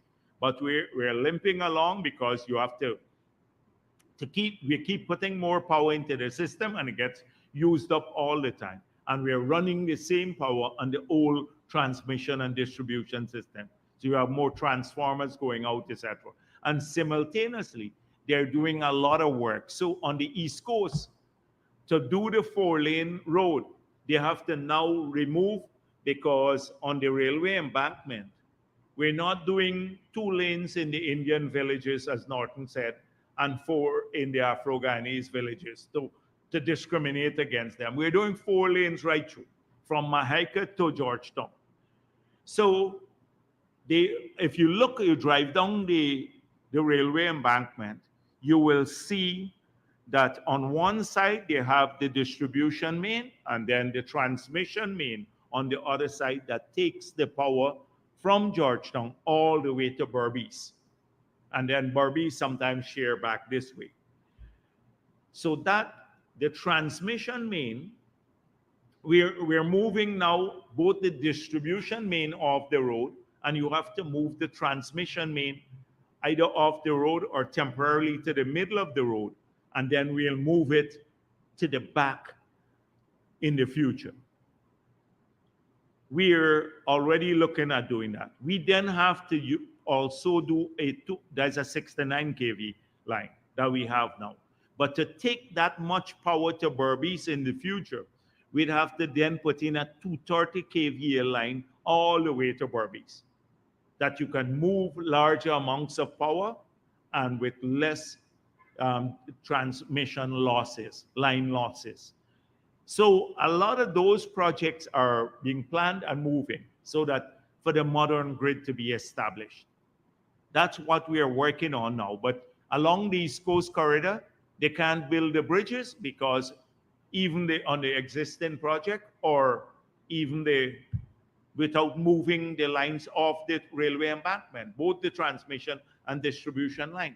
So they're telling me that when they move some of these lines, it's causing instability in the system, or they have to take off the power to move a bit of the line.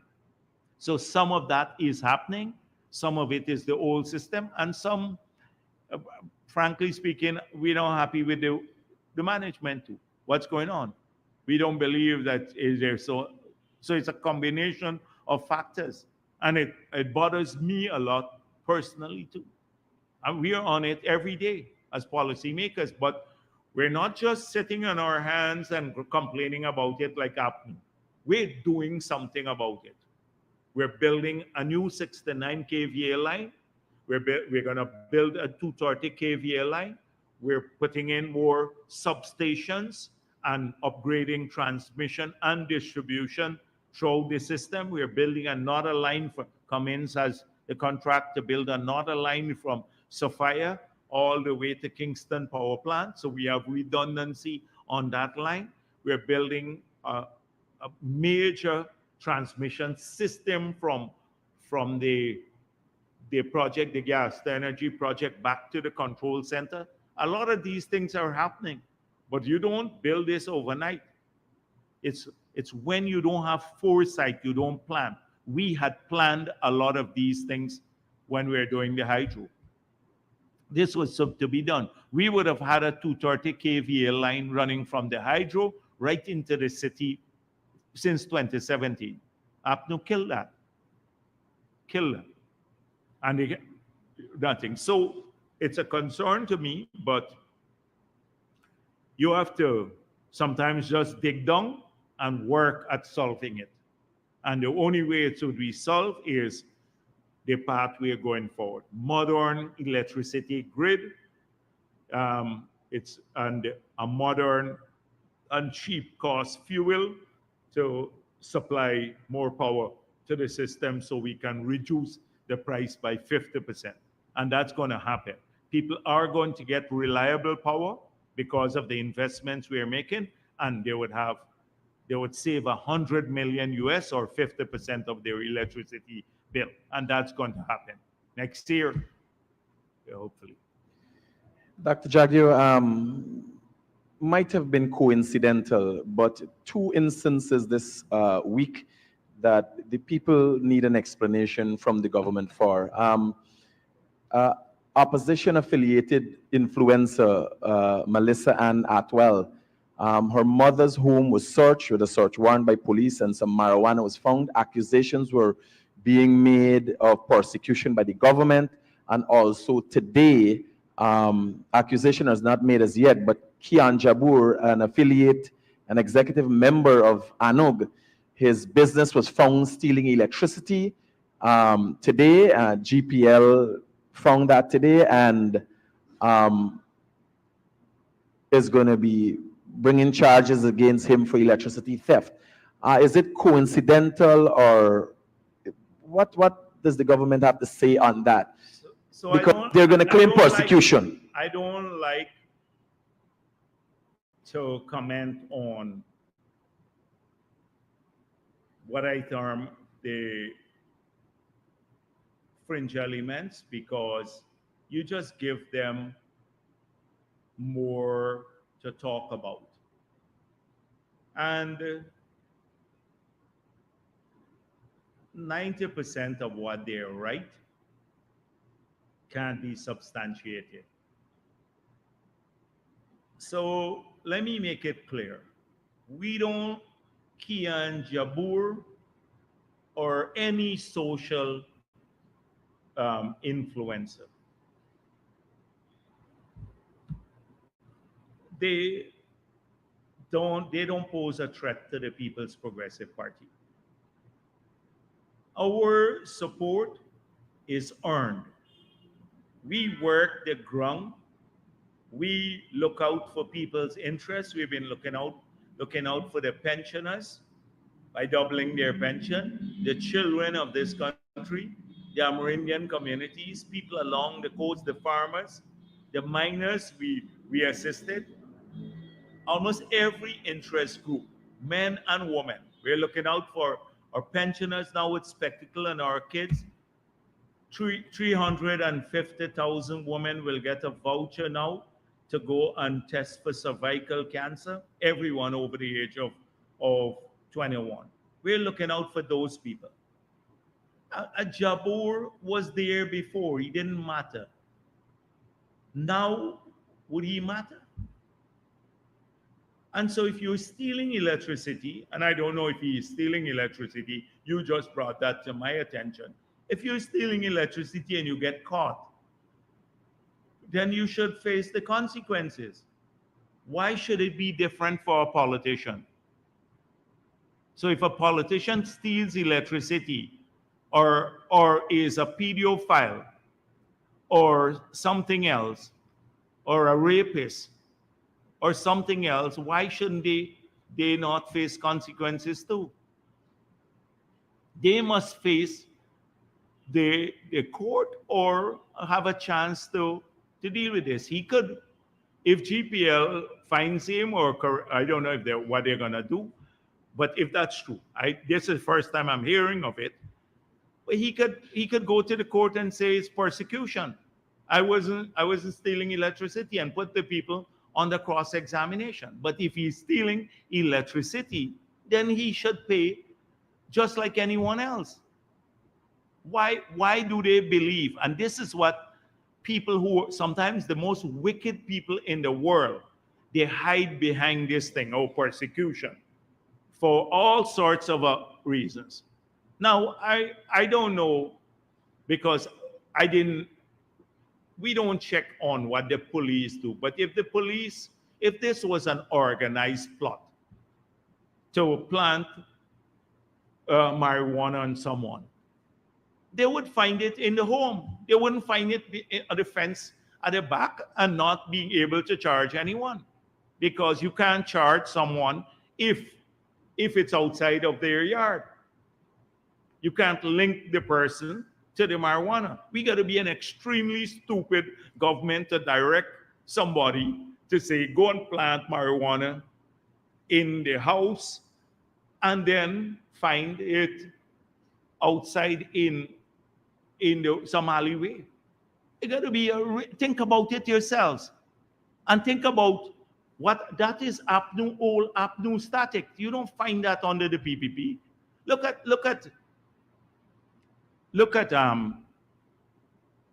the period. You remember the conversation between Felix and Basil Williams? Go back and play that tape in the period just after the Agricola massacre. There was a tape recording, and you will hear what would happen, or you would hear what the nature of the conversation. Someone stole, in that period, someone stole some money from Congress Place, and there was a conversation about planting something on her to get her locked up. We don't engage in that sort of thing. Why would we do that? We've been very tolerant. The people who wouldn't say a word on the APNU because of fear, they can speak freely. And so we do defend ourselves, but you're not going to find this government trying to intimidate their opponents. Because, frankly speaking, Jabor, when I look at his record, you don't really need much to show the true nature of his character. You don't need much. But if he's stealing electricity, he should not get a free pass too, because he's a politician. They always claim that. And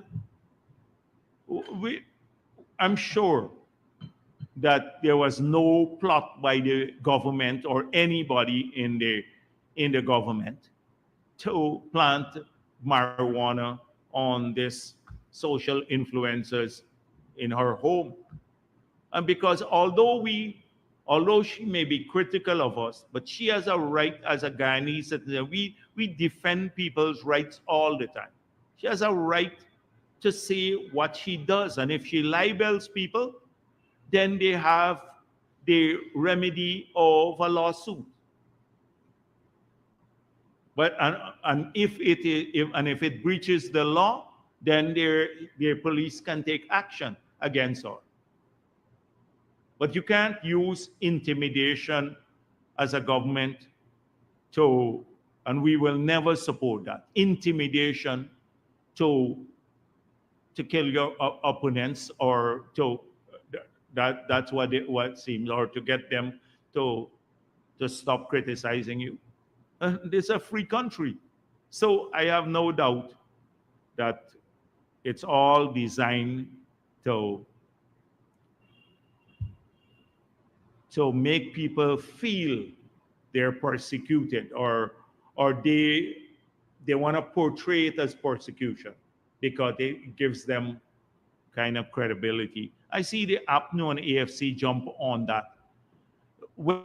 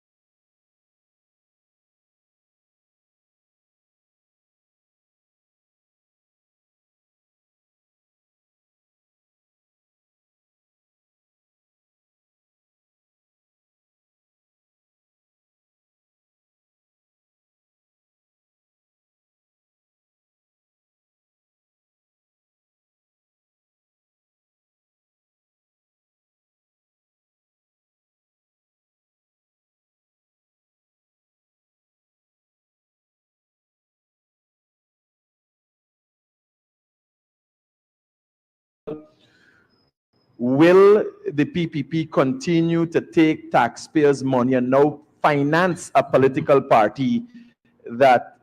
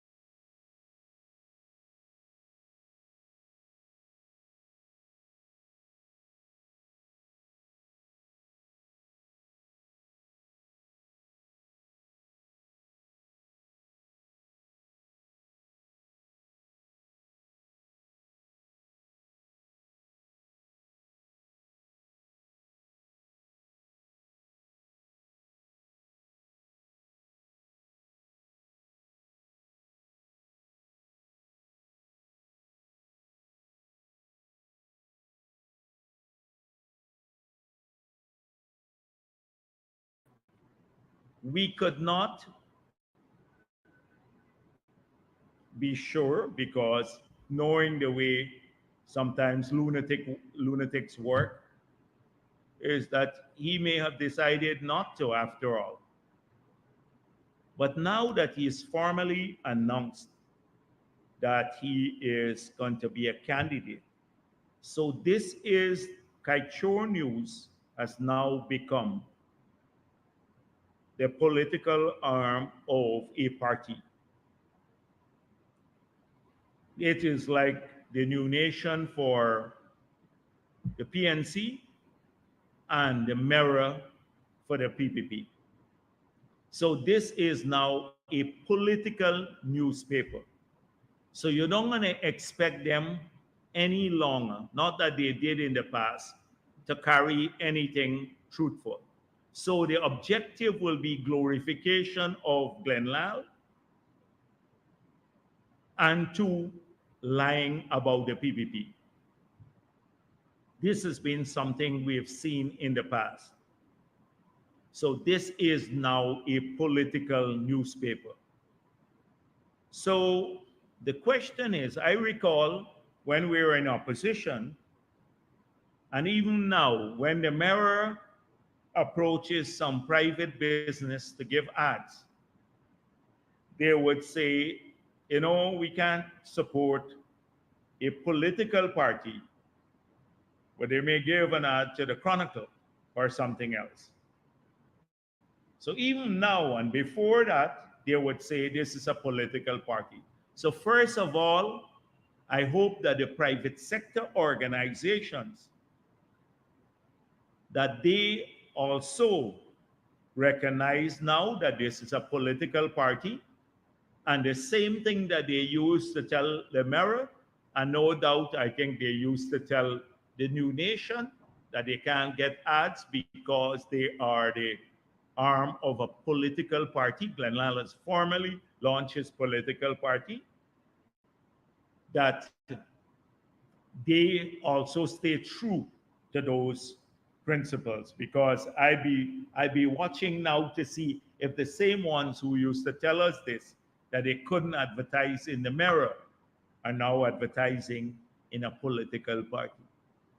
So I think that maybe there should be fairness in this. We have to treat the Kaichor News fairly, and this is from a party's perspective, and I hope that the government gives them the same amount of ads that the Mirror gets. So I'm hoping that that will happen, because it will only be fair that this would happen. And places like the Starbuck News may now see an increase in their ads, because another newspapers, because this is the fairness. I want fairness now. This is as General Secretary of the People's Progressive Party. I would urge the government and the cabinet, as General Secretary of the party, to treat all party newspapers the same way, fairly, and therefore to treat them the same manner that the Mirror is being treated by the government. The same amount of ads that the Mirror gets, which we have to beg for sometimes, we now need to get that. And maybe the New Nation too should get the same amount.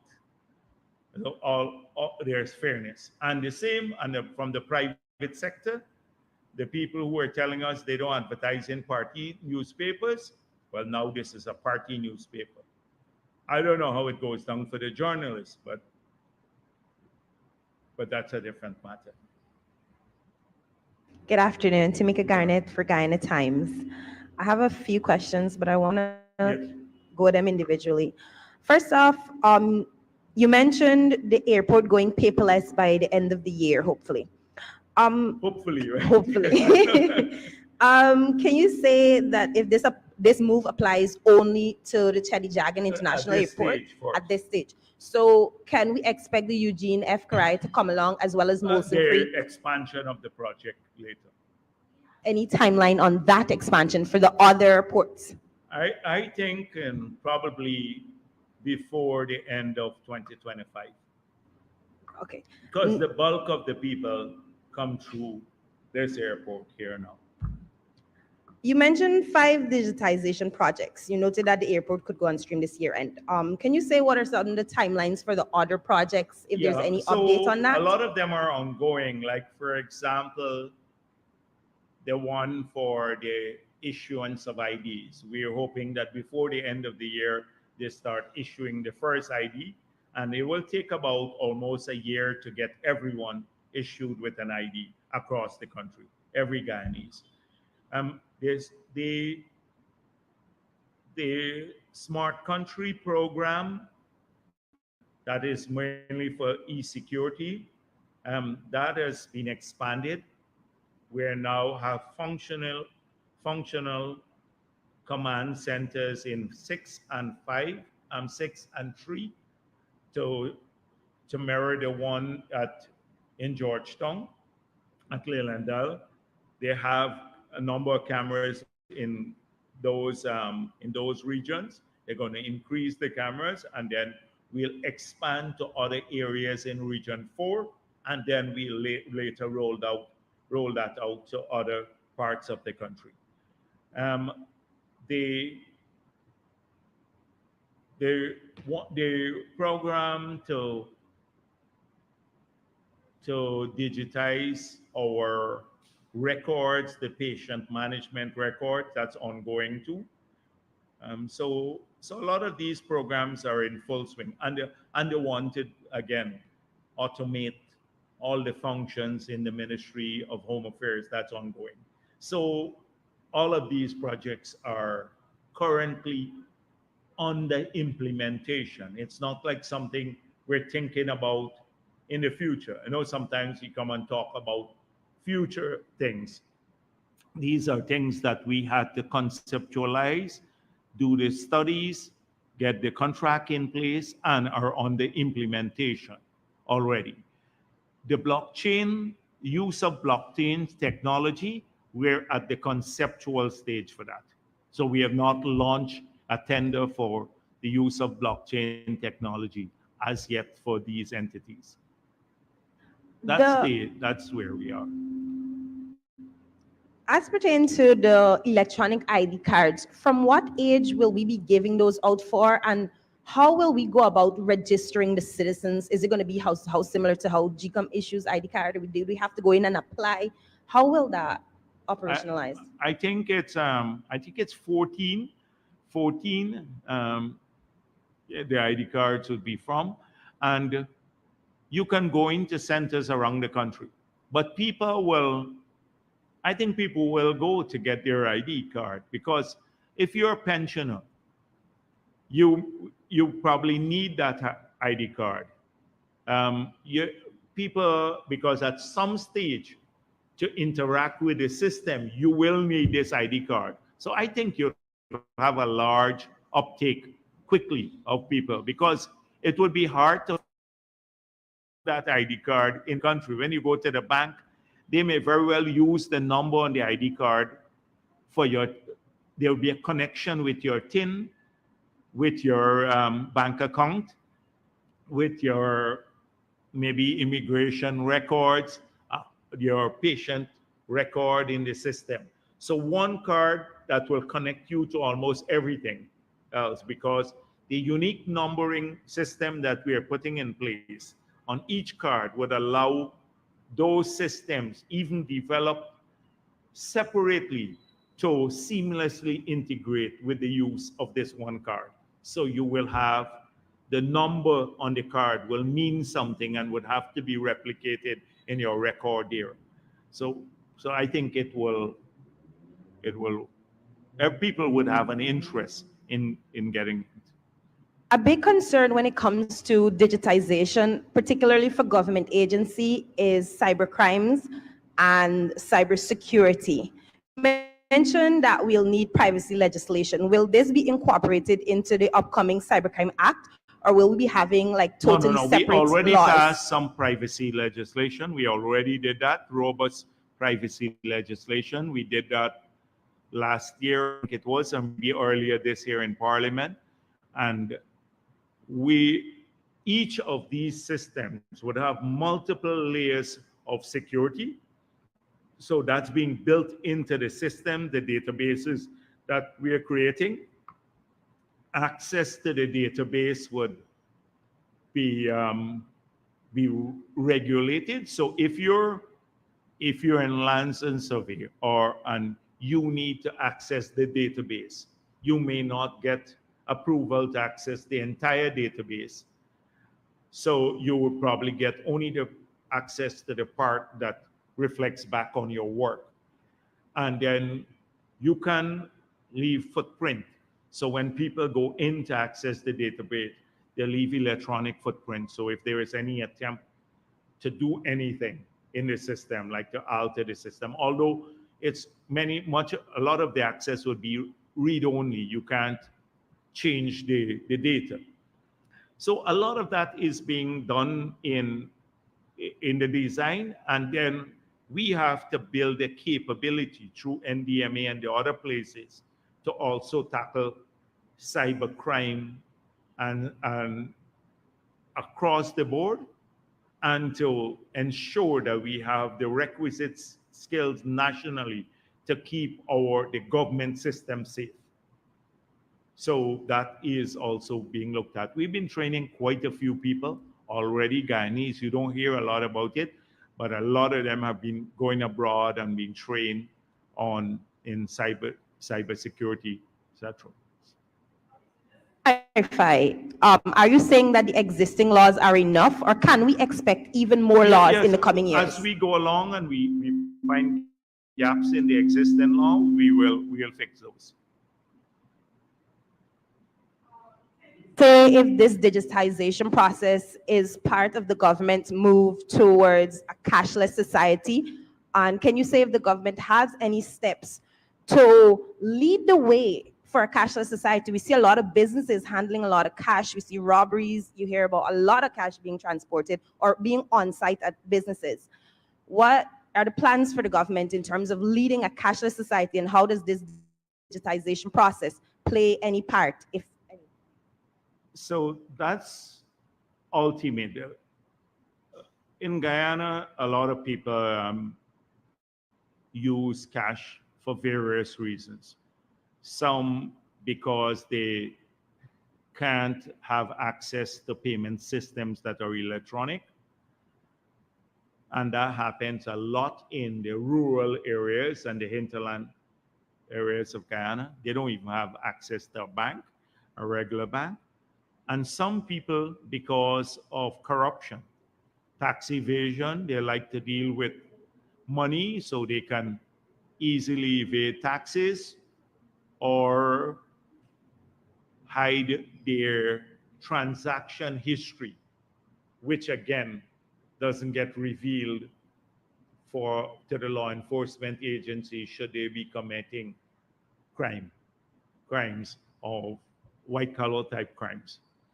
So it's desirable to move to a cashless society. We're not going to eliminate cash totally, but all that I've spoken about electronic payment systems would hopefully allow that to happen.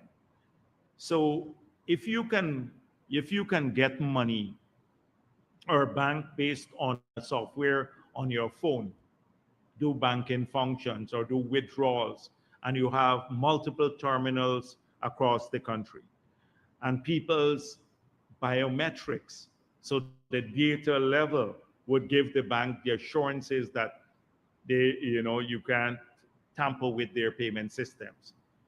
I think it would help a lot to move more transactions to using electronic means. And then similarly, once we get this right and people have bank accounts, established bank accounts, and they're secure, we may be able to pay all the pension directly into their bank account. Now we have to go to, say, in the hinterland, because we wanted to make it easy, we have to go to some of the most remote villages to pay the pension.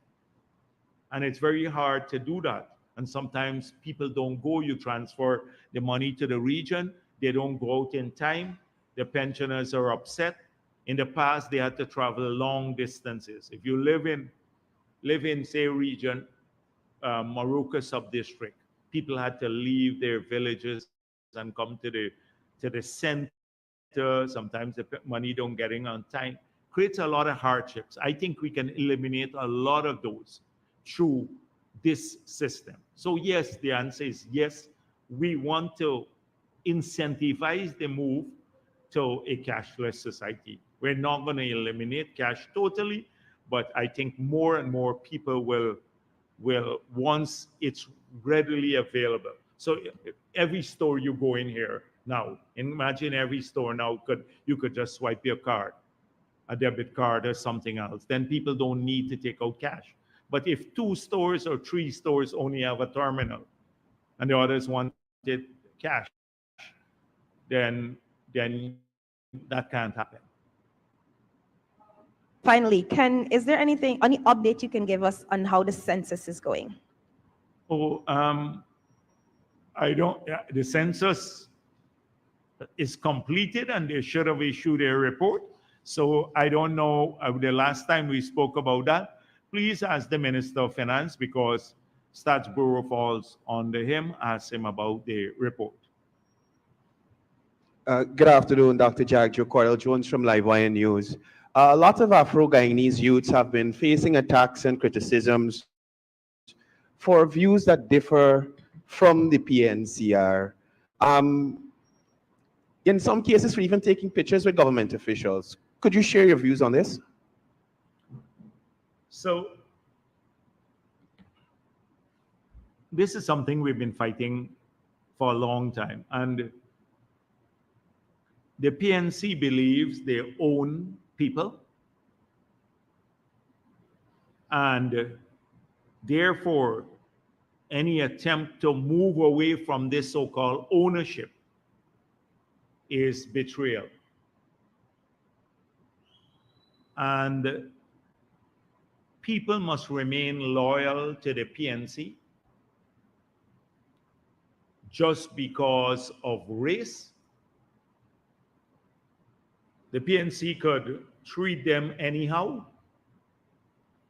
take away opportunities from them, not help them at all one bit to improve their lives, but they're just a vote bank for the PNC based on race, the vote bank.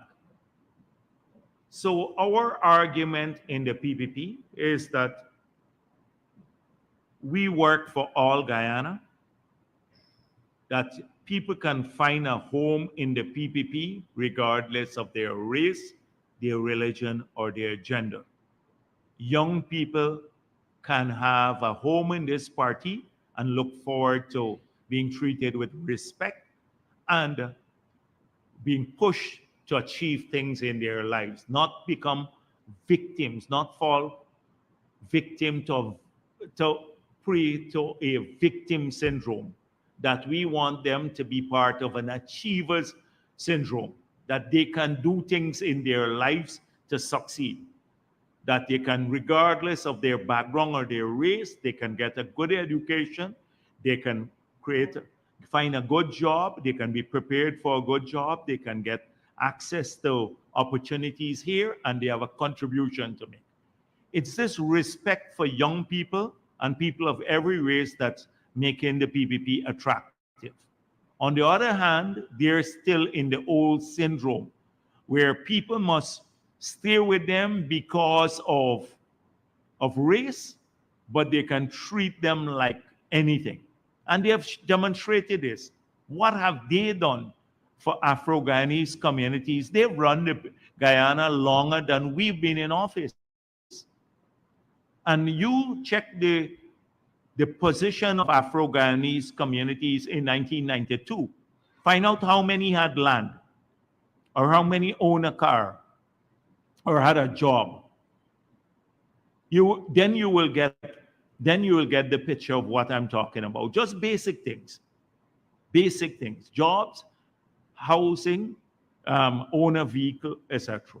And you will see the difference. Look at their communities, had access to healthcare and education, good quality healthcare and education. Nothing absolutely. In 1990, I already pointed out that the report from the former Secretary General of CARICOM, Alistair McIntyre, said we were poorer than Haiti. That is poorer than Haiti, not for Indo-Guyanese alone, poorer than Haiti for all Guyanese. We're all poor, regardless of our race. That's their history. After 28 years in government, the people that they love so much today, they claim they love so much, treated like dirt too. They treated all of Ghana like dirt. And they hang on to this notion so that, oh, you're betraying the clan. The clan, we're one clan, the Guyanese clan. For them, it's a race. And you have no hope. What are they going to offer young people here? What are even in their policies? Oh, they want to help you rent properties. Well, if they get into office, they'll help to pay your rent. We expect everybody who apply for a piece of land now, they will get it. It's just a matter of time. We're investing in that, and you see evidence of it. Everyone, because we want them to own a piece of land, we will assist to get their housing done. We want them to find good paying jobs. We want better quality education and healthcare, a scholarship that we are willing to pay for, not only for ministers and their family, but for everyone. That's what we're about. So they get very upset and angry with young people and they vilify them, especially, or anybody who join us. Look at New Amsterdam. When people join the PPP campaign, they owe the personal vilification, the name calling, everything. Every day. That's all they can do. Abuse people, expect them to be loyal even if they treat them like dirt, which they did in 2015 to 2020. People, the same activists, you ask the Dalrymple family that's supportive of the PP, a hardcore APNU family or PNC family all their lives, hardcore PNC family, campaigned like crazy for the PP. You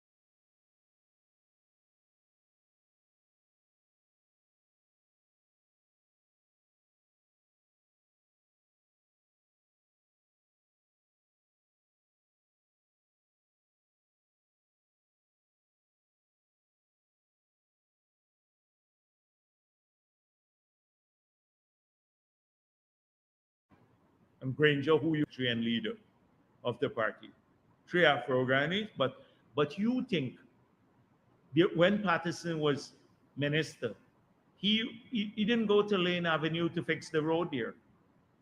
We did that. We walked down Lane Avenue and got the road fixed.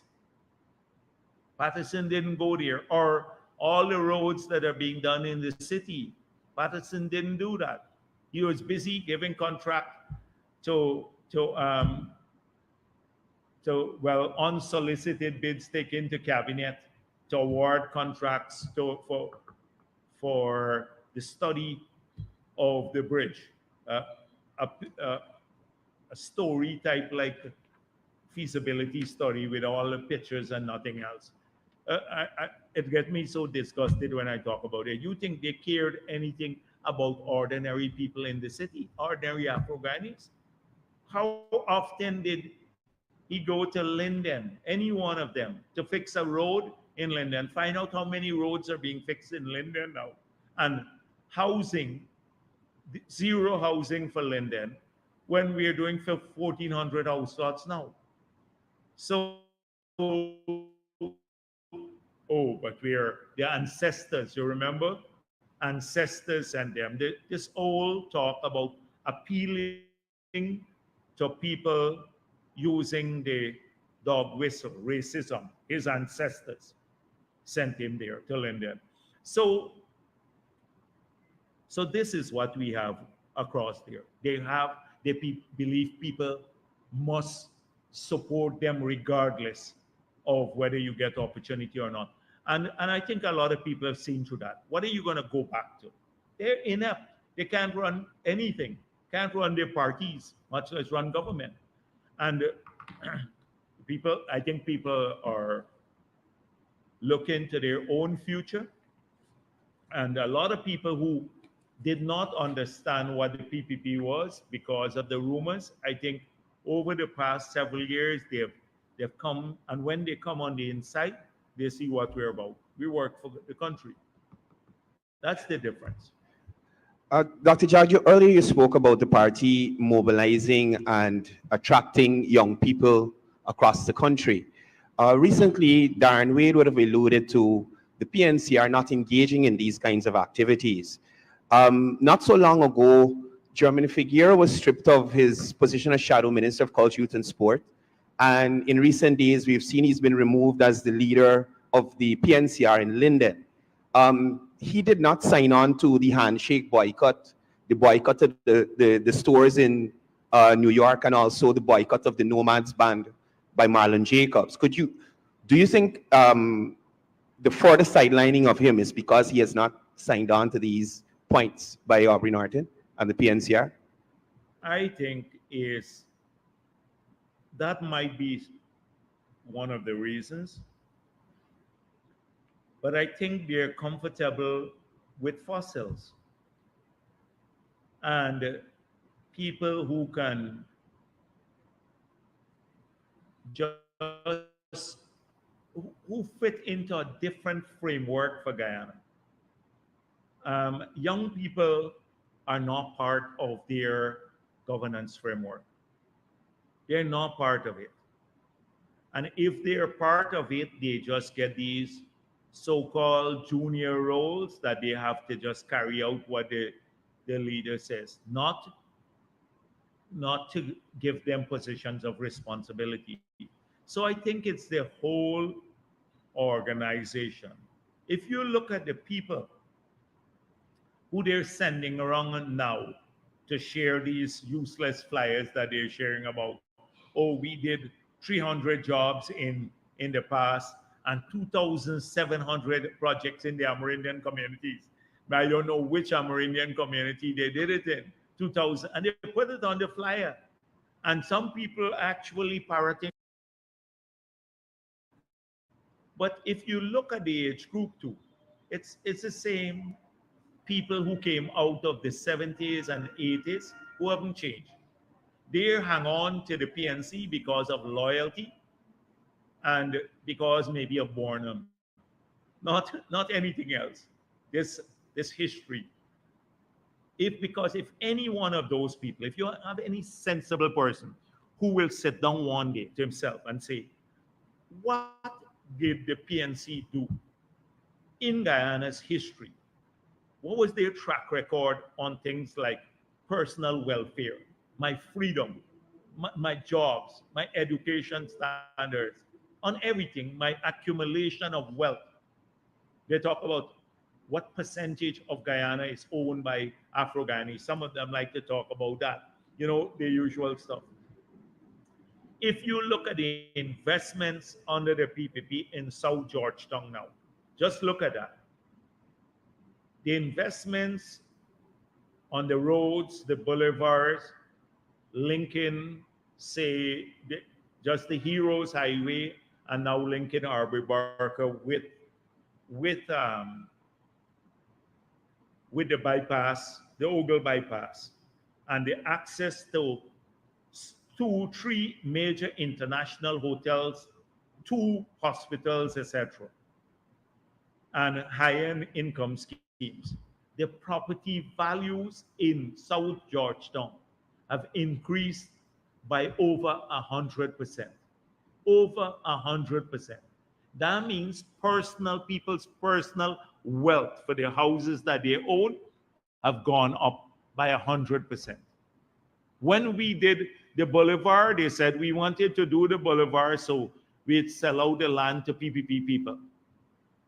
I don't know how we would have done that, but that's the rumor that they spread. Local government elections. Look at the property value. That's personal wealth of people who live in many of these areas in South Georgetown has doubled because it is now the front end of the city, coming into the city from that end. We've done that because of the investments in South. APNU, in 100 years, they wouldn't do it. They were opposed to it. Opposed to it. You wouldn't have had any of those things done. So there you have it. So I don't know why they got rid of Figueroa, but I suspect he doesn't fit into the old thinking that resides and is flourishing in the Congress place. He doesn't. This is it. They just. I can't imagine how in 2024 anyone could look at the PNC and think that they could run our country in this period or the AFC.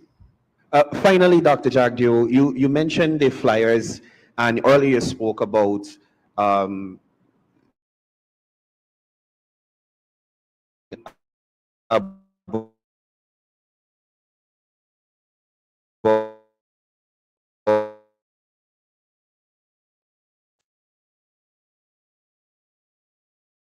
the pay increase for temporary workers and direct transfers and things like this. This is very inconsistent because the PPP's policies showing up in the PNC's manifesto come next year.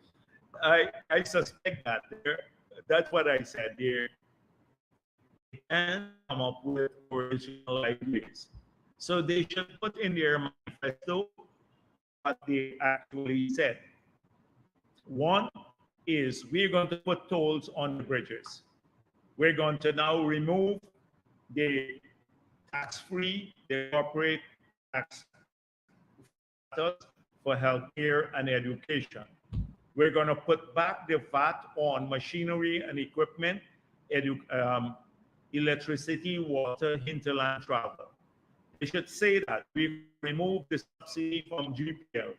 We don't want the gas to energy project, so we will come up with what?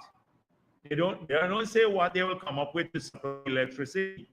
I think a very crude thing to say where they would plug the whole thing in to get it, or a crude thing to get the electricity from, because it infuriated me. You are opposed to everything to generate power, and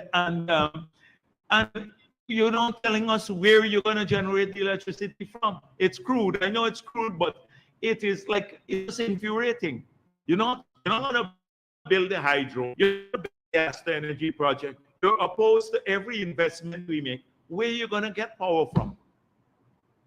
Where are you going? So I hope they put all of this thing. And Nigel, you said he wanted all the parties to come together and put up a manifesto. He wants us to do his work because he has no idea what to put down. He has no idea whatsoever. It's gonna be a toilet platform manifesto, under the tree teaching manifesto. I don't understand what kind of manifesto it be. And so he wants. I said we have put our manifesto. We have our LCDS. We have our national development strategy. We'll put up something that we can talk. What are we gonna? Nothing. Absolutely nothing. And I'm waiting for them to come forward with something so we can tick them off now, because they started to change back their positions now. Oh, we support something.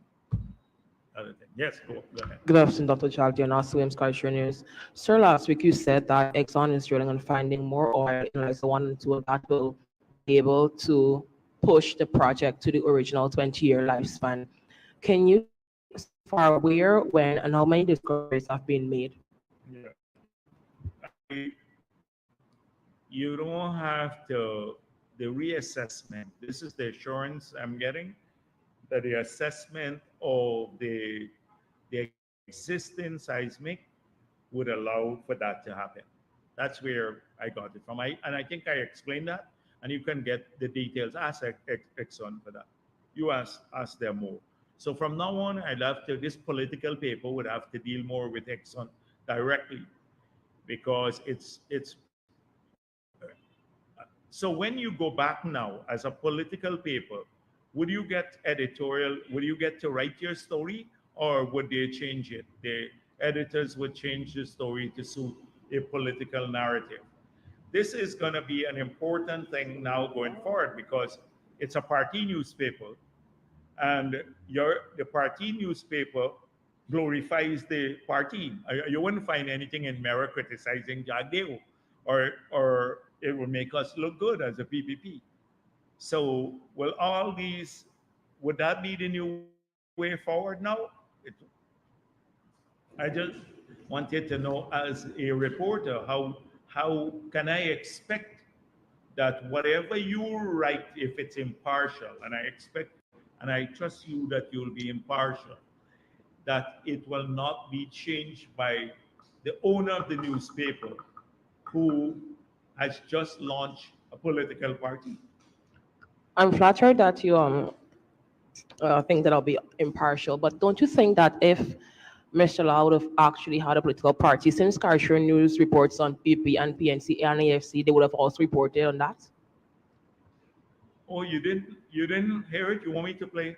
You want me to play the bit for you? No, I'm asking that since we Oh, you report on every other political party and he would have quote unquote launched ACE, don't you think we would have also reported on that? Wouldn't that be like a big bleed story headline? No, but that's why I'm so worried. Because how come you find everything? You can find the last drop of oil below the sea for an Exxon and a well. You can see it actually forensically, and you did not know that he said, "I'm launching a political party." I'm not saying I did not know he said that.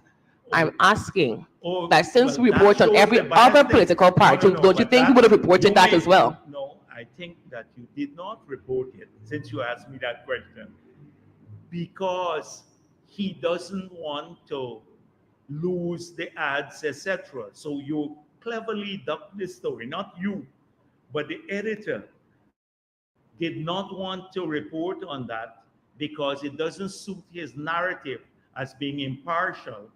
Because so they deliberately duck this story, and so it's even worse.